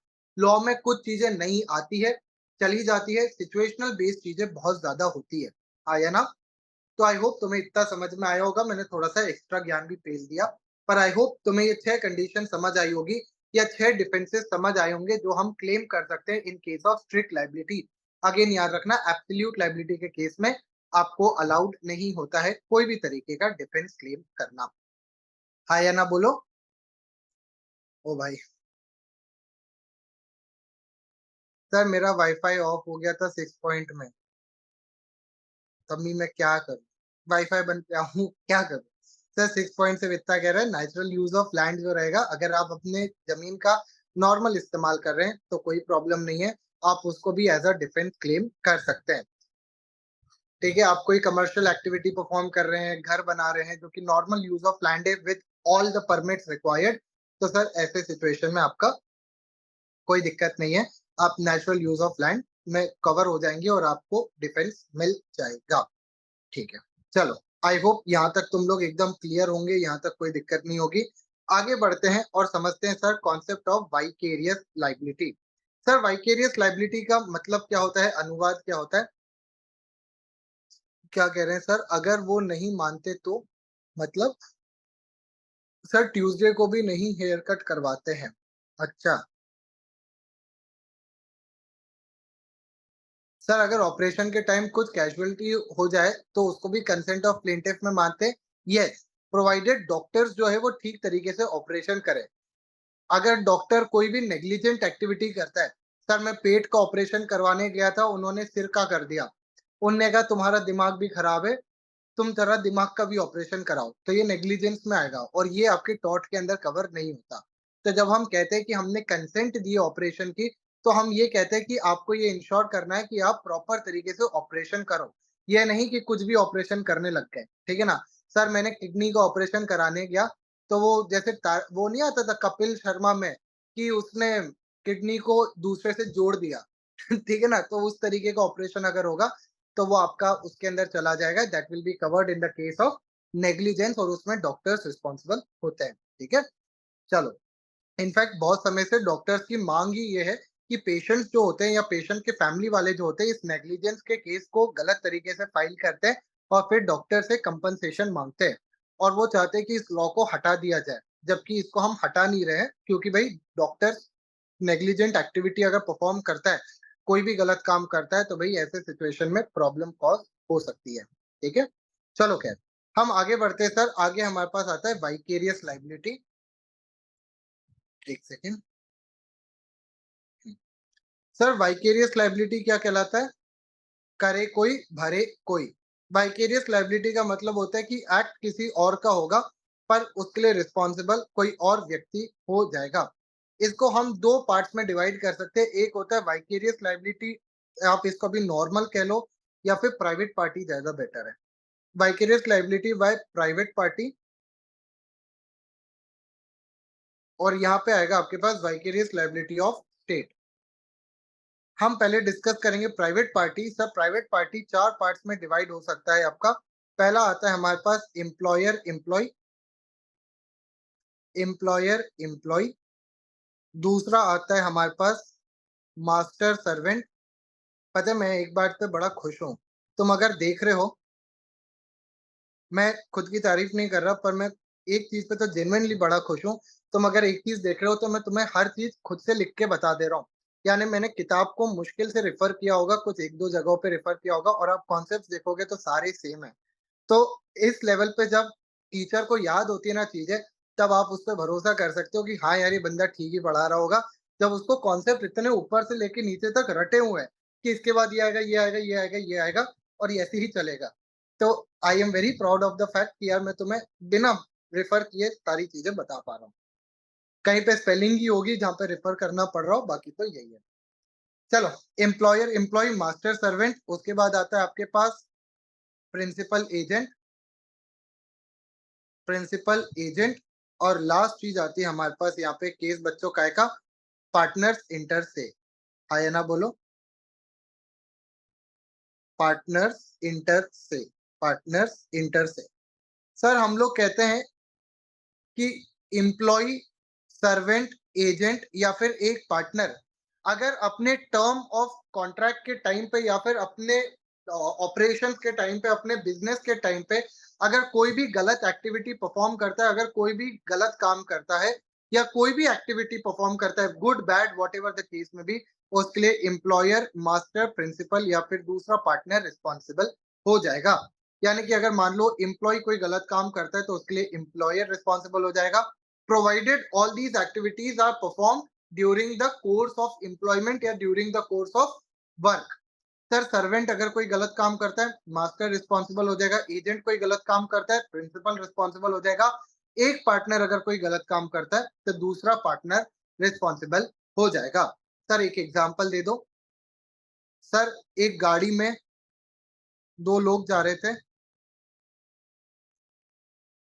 अगेन किसी ने अगर मेरी गाड़ी की अगर कंप्लेन की तो तुम्हें माता रानी का पाप लगेगा। बहुत अच्छी ड्राइंग करता हूँ मैं, मेरे को इस चीज का प्राउड है। ठीक है, चलो। सर ये आगे ना हमारा ड्राइवर बैठा हुआ था, वाओ और सर पीछे इसका मालिक बैठा हुआ था। ड्राइवर को नींद लगी, ड्राइवर ने जाके ना दूसरी गाड़ी में अपनी गाड़ी ठोक दी। सर द क्वेश्चन अराइजेस कि क्या ये जो ड्राइवर ने गलत काम किया है, इसके लिए ये जो मालिक व्यक्ति है ये रिस्पॉन्सिबल होगा या नहीं होगा। वाइकेरियस लाइबिलिटी का कॉन्सेप्ट कहता है यस, ये जो मालिक व्यक्ति है वो रिस्पॉन्सिबल होगा। पर सर ये मालिक की तो कोई गलती ही नहीं थी, ये तो जो ड्राइवर था वो गलत काम कर रहा था। That is a different case all together, वो बिल्कुल अलग चीज होगी। परंतु ये ड्राइवर के केस के लिए ये मालिक भी रिस्पॉन्सिबल हो जाएगा। इसी कॉन्सेप्ट को हम लोग कहते हैं बच्चों क्या, वाइकेरियस लाइबिलिटी। क्या कहते हैं भैया इस कॉन्सेप्ट को हम लोग, वाइकेरियस लाइबिलिटी। आइए ना बोलो, इसी कॉन्सेप्ट को हम लोग कहते हैं वाइकेरियस लाइबिलिटी। बच्चा यहाँ पे क्या क्या लिख रहा है?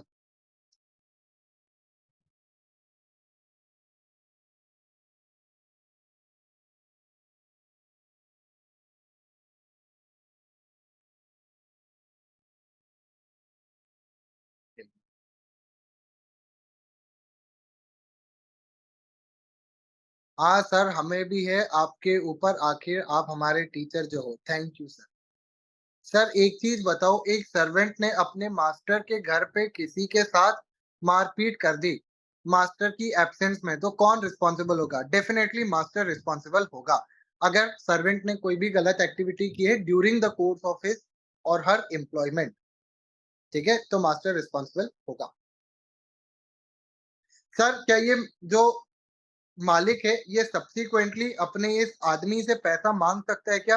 अपने ये एम्प्लॉय से या फिर ये ड्राइवर से पैसा मांग सकता है क्या? डेफिनेटली मांग सकता है। That is a different story all together. पर अभी तो ये व्यक्ति रिस्पॉन्सिबल होगा। हाँ या ना बोलो, ये व्यक्ति रिस्पॉन्सिबल होगा। ठीक है, इसी कॉन्सेप्ट को हम लोग कहते हैं the concept of vicarious liability.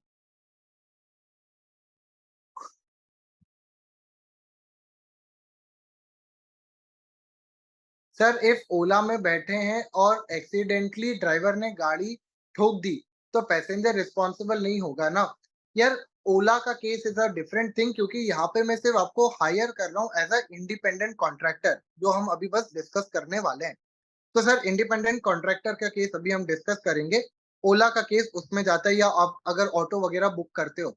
पर यहाँ पे हम लोग बात कर रहे हैं, अगर ये ड्राइवर था ही सिर्फ इसी व्यक्ति का, तो डेफिनेटली ये व्यक्ति रिस्पॉन्सिबल हो जाएगा। मेरे फोन में बैटरी कम है, एक सेकंड में इसको चार्जिंग पे लगा, चार्जिंग पे लग जाएगा क्या? बस एक सेकंड देख ले। चार्जिंग पे यार, ये तो चार्जिंग पे लग ही नहीं पाएगा। ओहो, क्या कर सकता है इसके लिए? फिर पंगा कॉस कर देगा, पंगा कॉस कर देगा। चलो देखते हैं, जब तक चलता है तब तक ठीक है, नहीं तो फिर बाद में घुमाना पड़ जाएगा। ठीक है। huh. सर इसके एक्सेप्शंस भी होते हैं। इसका एक एक्सेप्शन आएगा आपके सामने सिर्फ, वो है इंडिपेंडेंट कॉन्ट्रैक्टर का, वो भी हम डिस्कस करेंगे। Correct, the owner will be responsible. ठीक है। सर अगर ड्राइवर ड्रंक तरीके से गाड़ी चला रहा था, डेफिनेटली रिस्पॉन्सिबल होगा। अगर जो एक्ट हुआ है वो during the course of employment हुआ है तो बिल्कुल होगा। ठीक है, डेफिनेटली होगा। हमें इससे फर्क नहीं पड़ता कि क्या जो एम्प्लॉय जो मालिक था उसको पता था या नहीं पता था, पर मालिक विल बी रिस्पॉन्सिबल। एक एग्जांपल और इसका जो क्लासिक एग्जांपल दिया जाता है, भाई आपने सुना होगा कभी ड्राइवर्स जो होते हैं अगर वो गाड़ी ठोक देते हैं या किसी को उड़ा देते हैं, तो सर वो जो बस वगैरह होती है ना, उस बस को जब्त कर लिया जाता है। जैसे मान लो बस है, सर इस बस ने ना किसी को जाके ठोक दिया और किसी की अगर डेथ वगैरह हो जाती, वो तो खैर क्रिमिनल एक्ट में आता है, पर सर इस बस का जो भी ओनर होगा ना, उस ओनर को भी रिस्पॉन्सिबल ठहराया जाता है, इस बस को जब्त कर लिया जाता है। भले ही ओनर को हम लोग कोई भी तरीके से मर्डर के रूप में या उसके रूप में रिस्पॉन्सिबल नहीं ठहराते, पर definitely owner is considered responsible, compensation के रूप में कंपनसेशन देना पड़ जाता है। ठीक है, तो ये वाली चीज होगी। और सर अगर ओनर आर्टिफिशियल पर्सन है तो भी रिस्पॉन्सिबिलिटी बनेगी, डेफिनेटली बनेगी। ठीक है, तो हमें मैटर नहीं करता कि बने यानी वो किस तरीके का व्यक्ति है, बस रिस्पॉन्सिबिलिटी बनेगी।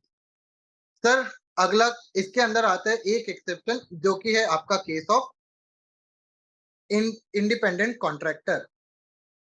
सर इंडिपेंडेंट कॉन्ट्रैक्टर का मतलब क्या होता है?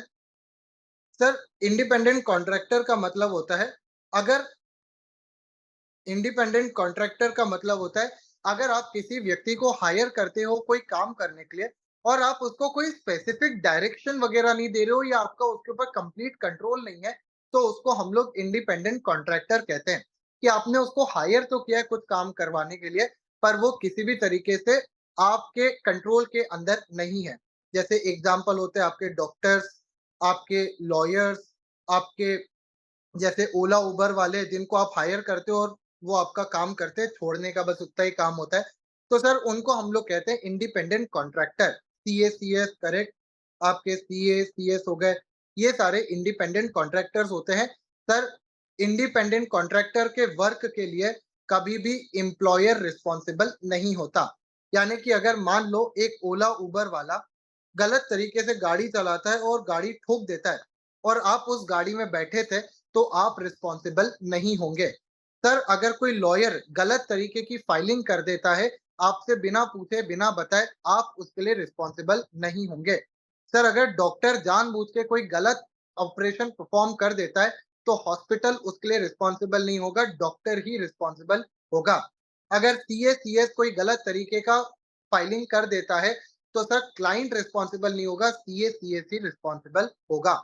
हाउएवर लॉ की ब्यूटी देखिए, सर हमने ये कॉन्सेप्ट पढ़ा, कॉन्सेप्ट का हमने ये एक्सेप्शन पढ़ा। ये क्या है? एक्सेप्शन। सर इस एक्सेप्शन के भी 3 एक्सेप्शन होते हैं। वाह सर वाह! एक्सेप्शन के भी 3 एक्सेप्शन। सर 3 एक्सेप्शन क्या है? पहला केस आता है अगर एब्सोल्यूट लायबिलिटी है तो। सर अगर आप एब्सोल्यूट लायबिलिटी कर रहे हो, आप अगर एब्सोल्यूट लायबिलिटी के अंदर आ रहे हो, तो आपके ऊपर रेलियन वर्सेस फ्लेचर का केस लग जाता है, आप कंप्लीटली रिस्पॉन्सिबल हो जाते हो। ठीक है, ठीक है। तो सर पहला केस आता है, अच्छा वापस से let's get back to the topic. Sir vicarious liability पढ़ रहे थे। वाइकेरियस लायबिलिटी के 3 एक एक्सेप्शन होता है इंडिपेंडेंट कॉन्ट्रैक्टर और उसका भी 3 एक्सेप्शंस होते हैं, जिसका पहला एक्सेप्शन हम देख रहे हैं एब्सोल्यूट लायबिलिटी। अगर एब्सोल्यूट लायबिलिटी का केस है, देन डेफिनिटली आप सर किसमें नहीं आओगे, आप रिस्पॉन्सिबल हो जाओगे, एम्प्लॉयर विल बी रिस्पॉन्सिबल। दूसरा केस आता है अगर जो एम्प्लॉयर है उसने ही डायरेक्ट किया है। अगर एम्प्लॉयर ही कह रहा है मार साले को, अगर उसने ही डायरेक्ट किया है, उसने ही अगर डायरेक्शन दी है, तो भैया आप रिस्पॉन्सिबल हो जाओगे। क्या हो जाओगे? आप रिस्पॉन्सिबल हो जाओगे। और सर तीसरा सिचुएशन आता है अगर नेग्लिजेंस के कारण से काम हुआ है, नेग्लिजेंट एक्टिविटी परफॉर्म की गई है, then again employer will be responsible. ठीक है ना? तो नेग्लिजेंट एक्टिविटी के लिए भी आपका जो एम्प्लॉयर है वो रिस्पॉन्सिबल हो जाता है। तो ये 3 सिचुएशंस में आपके जो वाइकेरियस लायबिलिटी का केस बनता है, उसके अंदर आपका एम्प्लॉयर रिस्पॉन्सिबल बन जाता है आपके इंडिपेंडेंट कॉन्ट्रैक्टर के एक्ट के लिए भी। सर अगली चीज आती है स्टेट का वाइकेरियस लायबिलिटी। हम लोग कहते हैं कि सर स्टेट के जो गवर्नमेंट एम्प्लॉइज होते हैं, अगर वो कोई भी गलत काम करते हैं, कोई भी तरीके का काम करते हैं, तो ऐसे सिचुएशन में क्या स्टेट की लायबिलिटी बनेगी या नहीं बनेगी? हम लोग कहते हैं कि डेफिनेटली सरकार की भी रिस्पॉन्सिबिलिटी होगी, government will also be responsible. हमारे देश में हम लोग बड़े ही क्लियर बेसिस पे कहते हैं कि अगर आपको गवर्नमेंट ऑफ इंडिया के अगेंस्ट केस फाइल करना है, तो आप यूनियन ऑफ इंडिया के नाम पे केस फाइल कर सकते हैं। और अगर आपको स्टेट के अगेंस्ट केस फाइल करना है, तो आप स्टेट ऑफ मध्य प्रदेश या फिर state of Madras, sorry state of Maharashtra, state of Tamil Nadu, state of Telangana, ऐसे करके आप केस फाइल कर सकते हैं। सर ये कौन से आर्टिकल में दिया है? आर्टिकल नंबर 300 के अंदर ये बात दी गई है, आप बिल्कुल केस फाइल कर सकते हो, कोई दिक्कत नहीं है। हाउएवर याद रखिएगा कि state will not be responsible for the statutory activity perform by the government employees. अगर गवर्नमेंट एम्प्लॉयज कोई भी तरीके की स्टैट्यूटरी एक्टिविटी परफॉर्म करते हैं तो उस सिचुएशन के लिए गवर्नमेंट रिस्पॉन्सिबल नहीं होगी। याद हो तो हमने इसके बारे में पढ़ा भी था कि अगर मान लीजिए पुलिस वाले लाठी चार्ज कर देते हैं नॉट सही तरीके से, गलत तरीके से कर रहे हैं तो बिल्कुल रिस्पॉन्सिबल होंगे, पर अगर सही तरीके से लाठी चार्ज कर देते हैं और उसके कारण से आपको लग जाती है तो आप गवर्नमेंट के अगेंस्ट केस फाइल नहीं कर सकते। या फिर अगर सर पुलिस वाले आपको डिटेंशन के अंदर डाल देते हैं, आपको बंद कर देते हैं क्योंकि उनको डर रहता है कि आप दंगे वगैरह करवा सकते हो, अगेन आप गवर्नमेंट के अगेंस्ट केस फाइल नहीं कर पाओगे। तो अगर पुलिस वाले या फिर जो गवर्नमेंट है वो कोई स्टैट्यूटरी फंक्शन परफॉर्म कर रही है, पीस एक्टिविटीज हो गई, जैसे पीस एंड हार्मनी मेंटेन करना है, सॉवरेनिटी ऑफ इंडिया को मेंटेन करना है, इंटीग्रिटी को मेंटेन करना है, पब्लिक ऑर्डर को मेंटेन करना है, उस एक्टिविटीज के लिए आप स्टेट के अगेंस्ट कभी भी केस फाइल नहीं कर सकते। आया ना? सर इसका एक इंपॉर्टेंट केस जो आता है इंडिया में वो है आपका रूदल शाह, ये आपकी किताब में नहीं लिखा है पर पूछा गया है एक बार, Rudal Shah versus Rudal Shah versus state of Bihar, या फिर इसका दूसरा केस आता है हमारे पास नलिनी का, नलिनी। सर इन दोनों केसेस में क्या बोला गया था? इन दोनों केसेस में यही बोला गया था कि अगर गवर्नमेंट अपनी ये स्टेट फंक्शन को परफॉर्म कर रही है then government will not be responsible. पर अगर हाँ, जो गवर्नमेंट ऑफिशियल्स है वो अपने पावर्स का गलत इस्तेमाल करते हैं, कोई भी गलत काम करते हैं, अपने पावर्स को एक्सीड कर जाते हैं, then definitely government will be responsible for the same. हाँ या ना बोलो, यहाँ तक तुम लोग मेरे साथ हो? है ना बोलो। सर बोथ केसेस में ऐसे स्टेट सिर्फ स्टेट के केसेस में, बोथ केसेस स्टेट ऑफ, अगर आप स्टेट के अगेंस्ट करना चाहते हैं तो स्टेट ऑफ मध्य प्रदेश, राजस्थान, ये सारी चीजें आ जाएंगी। और गवर्नमेंट के अगेंस्ट केस यानी सेंट्रल गवर्नमेंट के अगेंस्ट केस फाइल करना चाहते हैं तो यूनियन ऑफ इंडिया का नाम आएगा। जैसे हम लोग पढ़ रहे हैं ना यहाँ पे स्टेट ऑफ बिहार, यहाँ पे किसके अगेंस्ट केस फाइल किया गया है? बिहार के अगेंस्ट, तो स्टेट ऑफ बिहार आ जाएगा। ठीक है, ठीक है।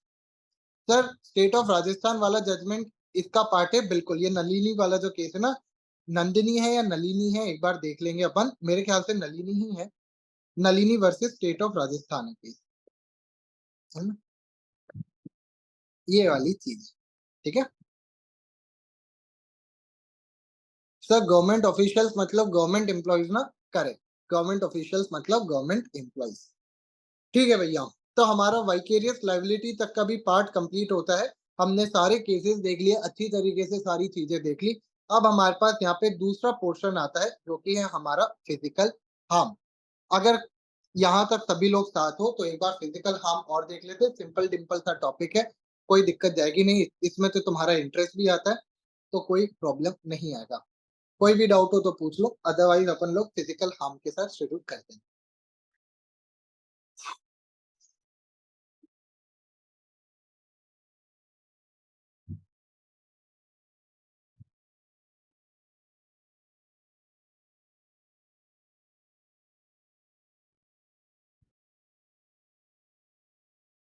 सर 300 है, बिल्कुल 300, 300।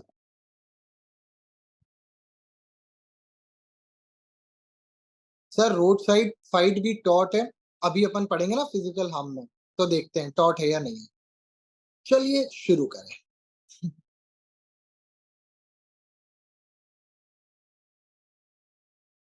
सर स्ट्रिक्ट लाइबिलिटी का कोई केस नहीं है, एज सच कोई केस नहीं है, आपको तो बस यही दो केस याद रखने, Rylands versus Fletcher and read versus Leone. बाकी अगर आप, नहीं हाँ यही दो केसेस हैं।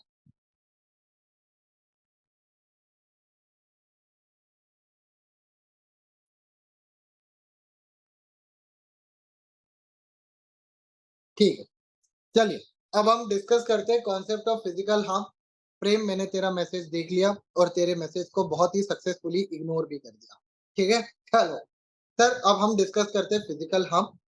सर फिजिकल हार्म के अंदर हम लोग कहते हैं, याद रखना बच्चों, यहाँ पे छोटे मोटे हार्म आते हैं, अगर आप किसी के ऊपर मेजर हार्म कॉज कर रहे होते हैं तो वो सारी चीजें यहाँ पे नहीं आती। ठीक है, फिजिकल हार्म के अंदर जब हम बात कर रहे होते हैं बच्चों तो अलग अलग तरीके के फिजिकल हार्म आपके ऊपर कॉज किए जा सकते हैं। सर कौन-कौन से तरीके के फिजिकल हार्म हो सकते हैं, आओ डिस्कस करें।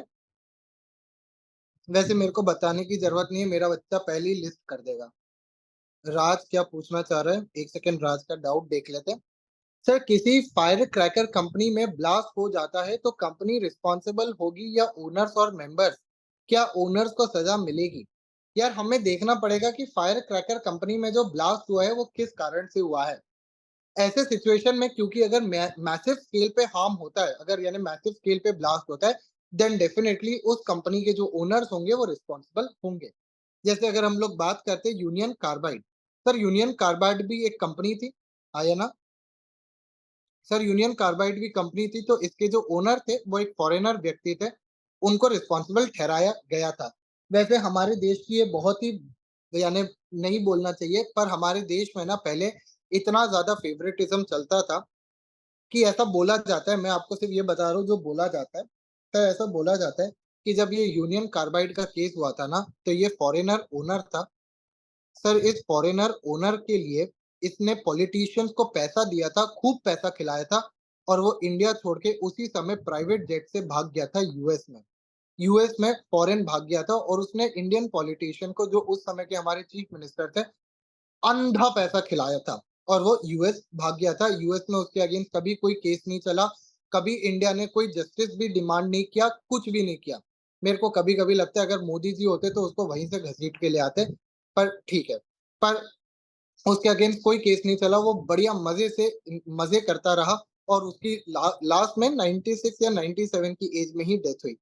तो उसने कोई भी वो नहीं किया। तो इस तरीके का चीज़ था।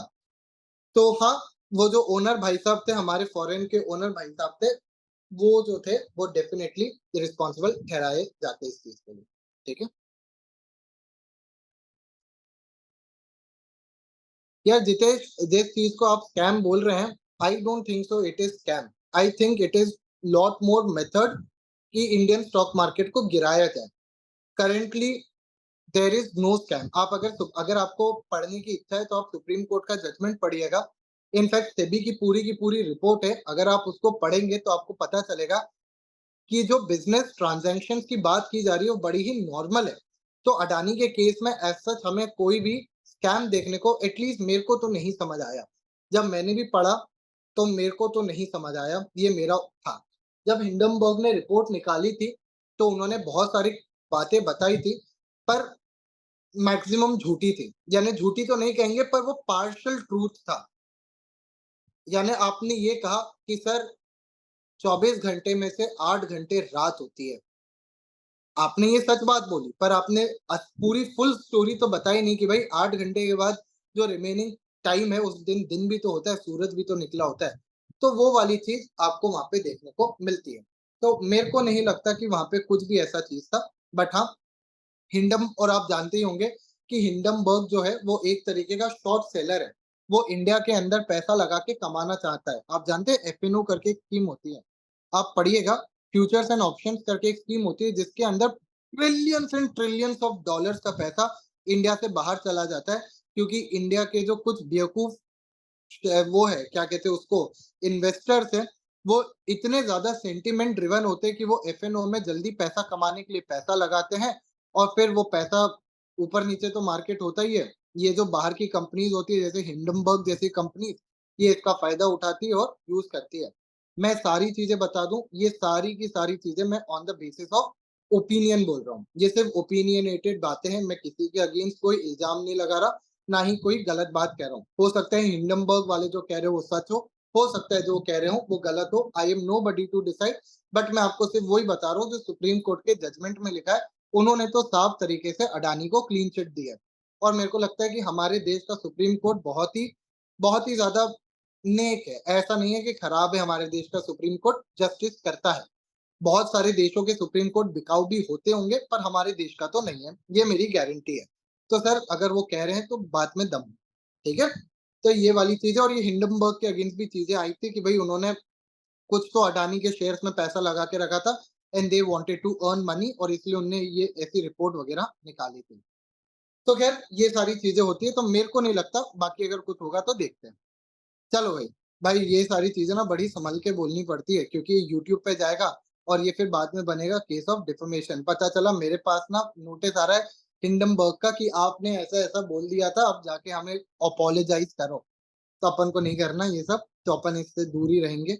अपन बस मैं आपको ये बता रहा हूँ जो फैक्चुअल चीज है वो यही है आज की डेट में। तो बाकी सर पॉलिटिक्स तो चलती ही रहती है, पॉलिटिक्स तो क्या ही कर सकते हैं। ठीक है, चलो आओ अब अपन ध्यान देते हैं वापस से हमारे मुद्दे की बात पे, जो कि है फिजिकल हार्म।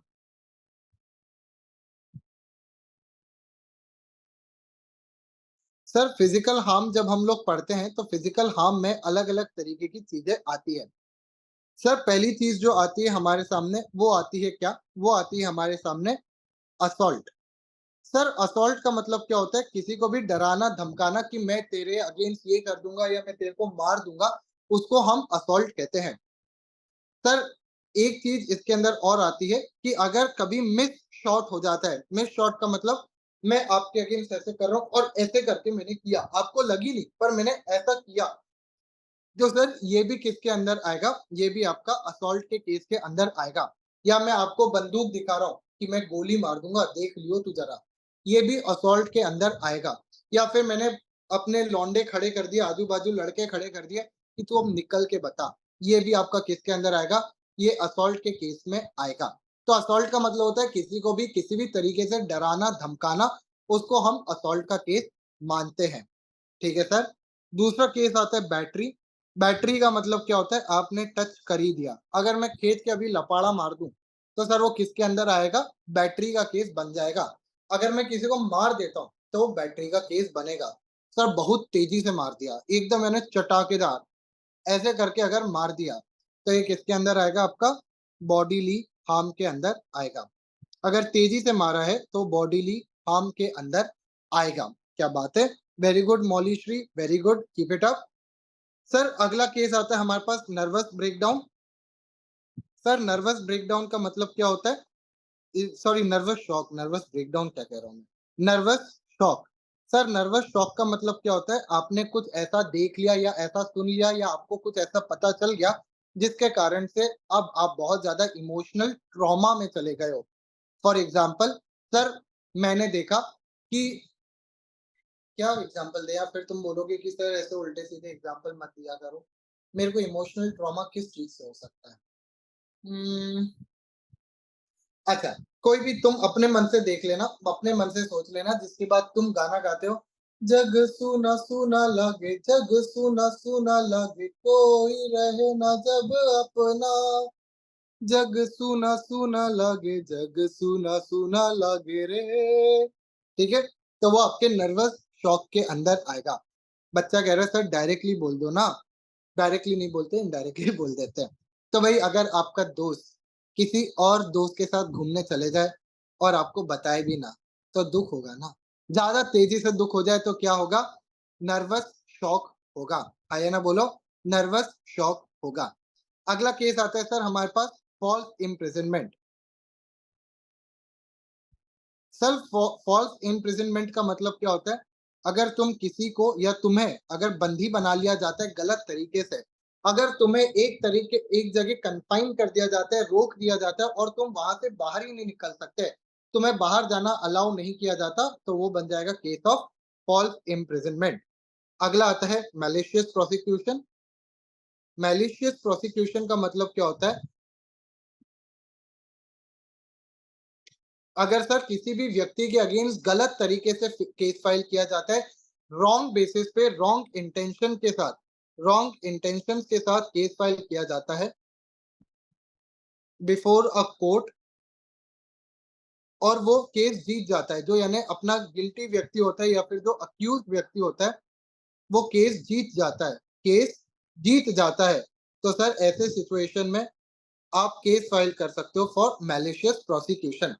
सर यहाँ पे जरूरी है कि ये तीनों कंडीशन होनी चाहिए, झूठे इंटेंशन से केस फाइल किया गया हो, गलत इंटेंशन से केस फाइल किया गया हो, कोर्ट के सामने वो केस जाए, और सर अक्यूज जो है वो केस जीत जाए, तब आप मैलिशियस प्रोसिक्यूशन का केस फाइल कर सकते हैं।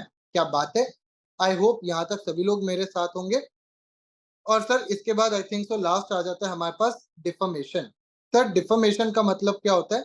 अगर आप किसी की भी पब्लिक इमेज को हार्म करते हो, अगर आप किसी की भी पब्लिक इमेज को हार्म करते हो without any basis, without any reasoning, without anything, तो वो आपका डिफमेशन के अंदर आता है। डिफमेशन के कुछ एक्सेप्शंस भी होते हैं बच्चों, याद रखना डिफमेशन के कुछ एक्सेप्शंस भी होते हैं, पर वो एक्सेप्शन अभी आपके लिए पढ़ना जरूरी नहीं है, पर डिफमेशन के एक्सेप्शंस होते हैं। तो अगर आप किसी के भी पब्लिक इमेज को हार्म करते हो तो वो डिफमेशन का केस बन जाता है। डिफमेशन आपका दो तरीके का होता है, एक होता है स्लैंडर और दूसरा होता है आपका लिबल।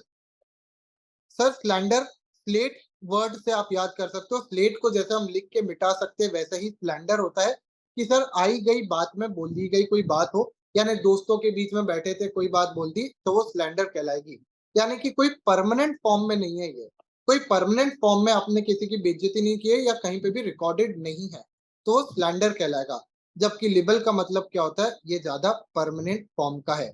जैसे पर जो कुछ पॉलिटिशियंस होते हैं, फॉर एग्जांपल राहुल गांधी साहब के अगेंस्ट केस फाइल कर दिया गया था कि उन्होंने कह दिया था कि सारे मोदी सरनेम वाले चोर होते हैं, ऐसा उनने कुछ बोल दिया था और एक व्यक्ति ने उनके अगेंस्ट केस फाइल कर दिया था कि ये डिफमेशन है, और केस चला और उनको मान भी लिया था कि हाँ उन्होंने डिफमेशन किया है, उन्होंने विदाउट एनी बेसिस गलत चीज बोली है।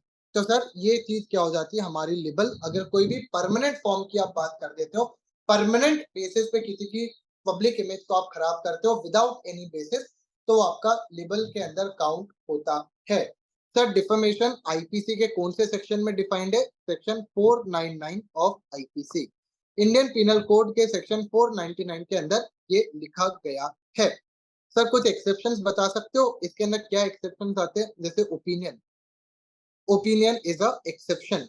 अगर आप किसी भी गवर्नमेंट ऑफिसर की आलोचना करते हो बेस्ड ऑन हिज परफॉर्मेंस, जैसे हम लोग कह देते ना यार मोदी जी अच्छे नहीं है या फिर मनमोहन सिंह अच्छे नहीं है या उनने अच्छा नहीं किया, तो अगर आप किसी भी गवर्नमेंट ऑफिसर की आलोचना करते हो बेसिस ऑन हिज परफॉर्मेंस, या आप किसी भी एक्टर वगैरह की परफॉर्मेंस को करते हो, या फिर सर और भी इसके अंदर चीजें आती है, जैसे अगर आप कोई कोर्ट का चीज बोल रहे हो, जो कोर्ट में बोली गई बात है वो ही आप वर्बैटम कोट कर रहे हो, तो ये सारी चीजें आपकी एक्सेप्शंस के अंदर आती है, आपको डिफॉर्मेशन से बचाती है। ठीक है, ये आपके सिलेबस का पार्ट नहीं है, जब आप एग्जीक्यूटिव में आओगे तब इसकी बहुत बड़ी लिस्ट आती है, तब मैं आपको और ये लिस्ट पढ़ाऊंगा।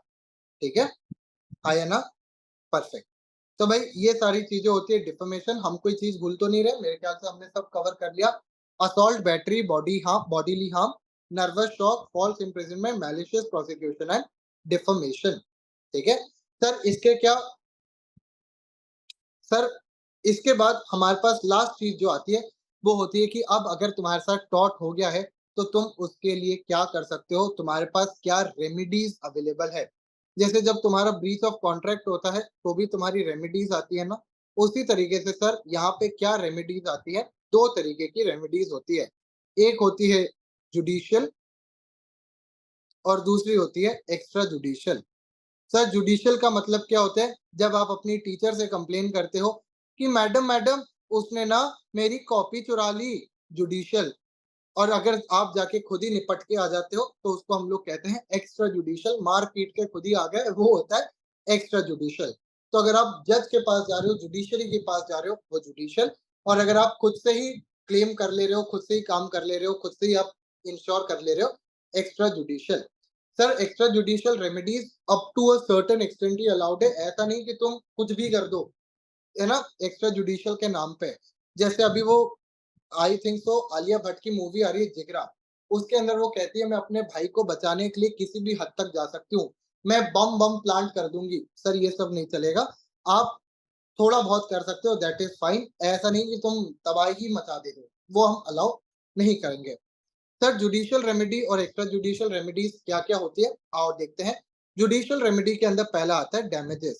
सर डैमेजेस का मतलब क्या होता है? कंपनसेशन। कंपनसेशन का मतलब क्या होता है? आपको जो भी हार्म कॉज हुआ है उसका आप पैसा मांग लो। सर मेरे ऊपर अगर कोई पानी गिरा देता है तो मैं उसके बदले में पैसा मांग लेता हूँ, ये क्या होता है? जो डैमेजेस या कंपनसेशन। या तुम्हारे साथ कभी हुआ है तुम पानी फुल्की खाने गए हो और जब तक वो पानी फुल्की दे रहा हो वो फुट करके वही फूट जाए और तुम कहो भैया दूसरी दो और वो दूसरी देता है तुम्हें, ये क्या होता है? Damages compensation. कि जितने का भी नुकसान हुआ तुम्हें उतने का पैसा मिल जाएगा, कोई दिक्कत नहीं है। सर दूसरा केस आता है इसके अंदर हमारे पास क्या, इसके अंदर दूसरा आता है स्पेसिफिक परफॉर्मेंस। कभी-कभी तुम्हारी भूख पैसे की नहीं, कोई एक्ट की होती है, तुम्हें वो स्पेसिफिक एक्ट ही चाहिए होता है, स्पेसिफिक परफॉर्मेंस, या जिसको इन्होंने लिख के रखा है स्पेसिफिक रेस्टिट्यूशन ऑफ लैंड। तो सर स्पेसिफिक परफॉर्मेंस का मतलब क्या होता है? सर मैंने जिस कॉन्ट्रैक्ट की बात की है, मेरे को तो आप वही परफॉर्म करके दो, मेरे को और कुछ नहीं चाहिए।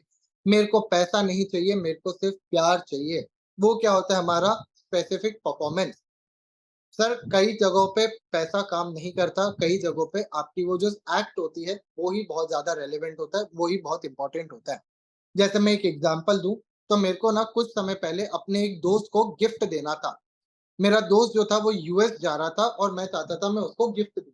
तो मैंने एक कंपनी के थ्रू गिफ्ट मँगवाया, जो एक आपकी कंपनी है, उसके थ्रू गिफ्ट मँगवाया और मैंने सोचा कि मैं उसको डिलीवर हो जाएगा, बढ़िया रहेगा।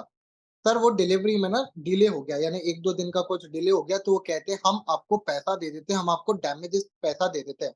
मैंने कहा भाई मेरे को उसको गिफ्ट देना है, मेरे लिए अभी पैसा या रिफंड मैटर नहीं करता, उसका गिफ्ट मैटर करता है। जल्दी से उसको गिफ्ट दिलवाओ, वो बस जा ही रहा है यूएस, उसको आप गिफ्ट दिलवाओ।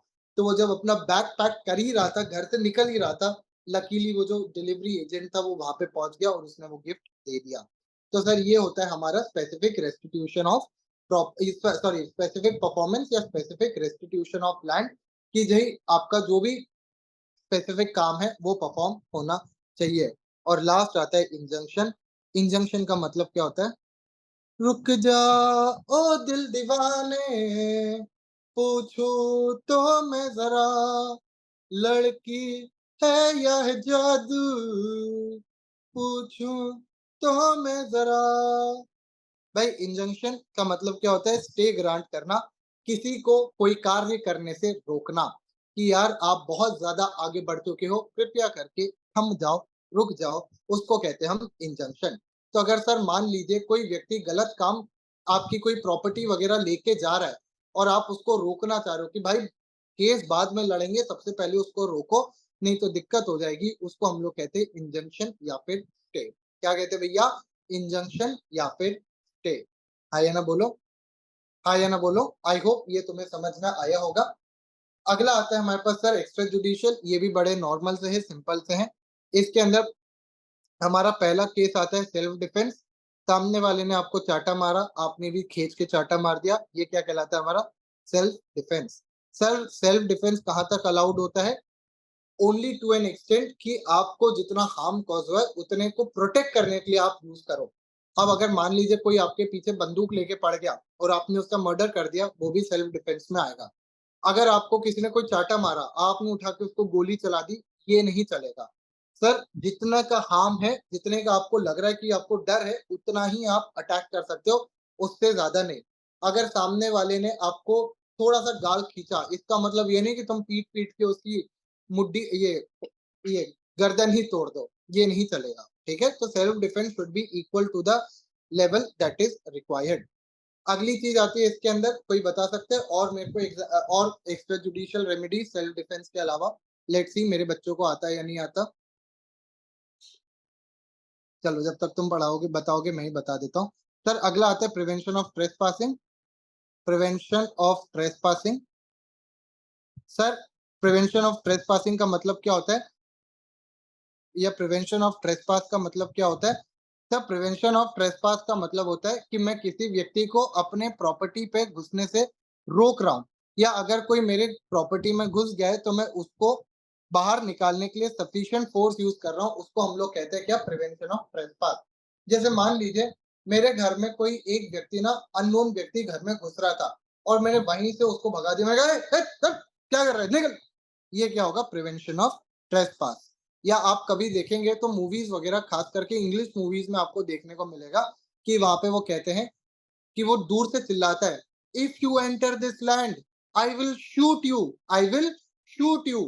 तो भाई वो बंदूक लेके बाहर आ जाता है। इसको हम लोग कहते हैं प्रिवेंशन ऑफ ट्रेसपास, कि कोई अननोन व्यक्ति आपके प्रॉपर्टी में घुस रहा है तो आप उसको वहीं पे रोक दे रहे हो, उसको हम कहते हैं प्रिवेंशन ऑफ ट्रेसपास। और सर कोई अगर आपके घर में घुस गया है कोई आपके घर में घुस चुका है और अब आप उसको बाहर निकालना चाहते हो, तो उसको हम लोग क्या कहते हैं, री एंट्री ऑफ लैंड। यानी कि अगर आपकी प्रॉपर्टी पे किसी ने गलत तरीके से कब्जा जमा लिया है या कोई व्यक्ति आपके प्रॉपर्टी में गलत तरीके से घुस गया है, तो आप रीजनेबल फोर्स यूज करके उस व्यक्ति को बाहर निकाल सकते हो।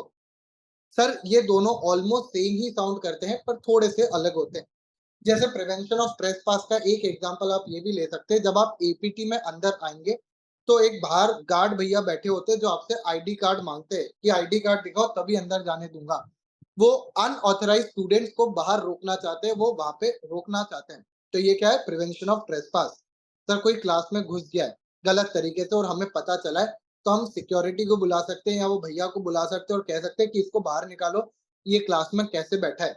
इसको हम लोग क्या कहेंगे, री एंट्री ऑन लैंड। आया ना? आई होप ये तीन आपको समझ में आया होगा। उसके बाद आता है सर रिकैप्शन ऑफ प्रॉपर्टी या रिकैप्शन ऑफ गुड्स। अगर कोई व्यक्ति आपके गुड्स को गलत तरीके से होल्ड करके बैठ जाता है, देन अगेन आप रीजनेबल फोर्स यूज करके उससे अपना गुड्स छुड़वा सकते हो। ये रीजनेबल मेथड यूज करके वो गुड्स जो है आप वो छुड़वा सकते हो। तो बेसिकली अगर कोई मान लीजिए मेरा मोबाइल मेरा दोस्त लेके भाग रहा है, तो मैं ऑब्वियसली बात है उसके पीछे भाग के उससे फ़ोन छीन सकता हूँ। एक बार ऐसा ही हुआ कि मेरे दोस्त के पास ना मेरा फ़ोन था और उसने अपने जेब में फ़ोन डाल दिया। उसने कहा मैं नहीं दूँगा, मैं नहीं दूँगा। मैं उसके पीछे भागा और फ़ोन लेने के चक्कर में ना मैंने उसकी पैंट पकड़ ली और जैसे ही पैंट खींची तो अनफॉर्च्यूनेटली उसकी पैंट चड्डी समेत नीचे आ गई। तो आप समझ सकते हैं कितना अजीब सा सीन बना होगा। पैंट समेत वो चड्डी जो थी वो भी नीचे आ गई और सर जो उसकी ज़लीलत हुई है, आय हाय हाय हाय हाय! वो आज तक हम नहीं भूल पाते। आज भी हमें बड़ी हँसी आती है वो सीन जब हम याद करते हैं कि ऐसा कुछ हुआ था। तो ये क्या था, रिकैप्चर ऑफ गुड्स। मैं अपना गुड्स वापस लेना चाह रहा था और इसलिए मैंने रीज़नेबल फ़ोर्स यूज़ किया। राज 1 सेकंड देना, मैं आपका डाउट सॉल्व कर दूँगा, पर आई होप ये आपको समझ में आया होगा। अगला आता है सर अबेटमेंट ऑफ। अगला केस आता है सर अबेटमेंट। अबेटमेंट की स्पेलिंग गलत लिख रहा हूँ, sorry. Abetment of nuisance. Sir abetment of nuisance का मतलब क्या होता है? अगर कोई भी अननेसेसरी अमाउंट ऑफ न्यूसेंस हो रहा है, डिस्टर्बेंस हो रहा है, तो आप रीजनेबल फोर्स यूज कर सकते हो उस न्यूसेंस या फिर उस तरीके के डिस्टर्बेंस को रोकने के लिए। तो अगर मान लीजिए आपके घर के पास कोई बहुत तेजी से म्यूजिक बजा रहा है, तो आप जाके उनको बोल सकते हो कि धीरे करो, नहीं तो हम तुम्हारा म्यूजिक सिस्टम ऐसी जगह डालेंगे कि जितनी बार बजेगा उतनी बार तुम बजोगे। तो भाई इसको हम लोग क्या कहते हैं, अबेटमेंट ऑफ न्यूसेंस। अगर कोई भी गलत तरीके से न्यूसेंस कॉज कर रहा है तो आप उसको बिल्कुल रोक सकते हो। आप रीजनेबल फोर्स यूज कर सकते हो उस न्यूसेंस को रोकने के लिए। हाँ या ना? सर इसके बाद आपके पास दो चीजें और आ जाती हैं। पहला जैसे हम लोग कह सकते हैं distress damage फीजेंट्स। I think so ये लास्ट ही बचा है, डिस्ट्रेस डैमेज फीजेंट्स। हाँ, सही होता है।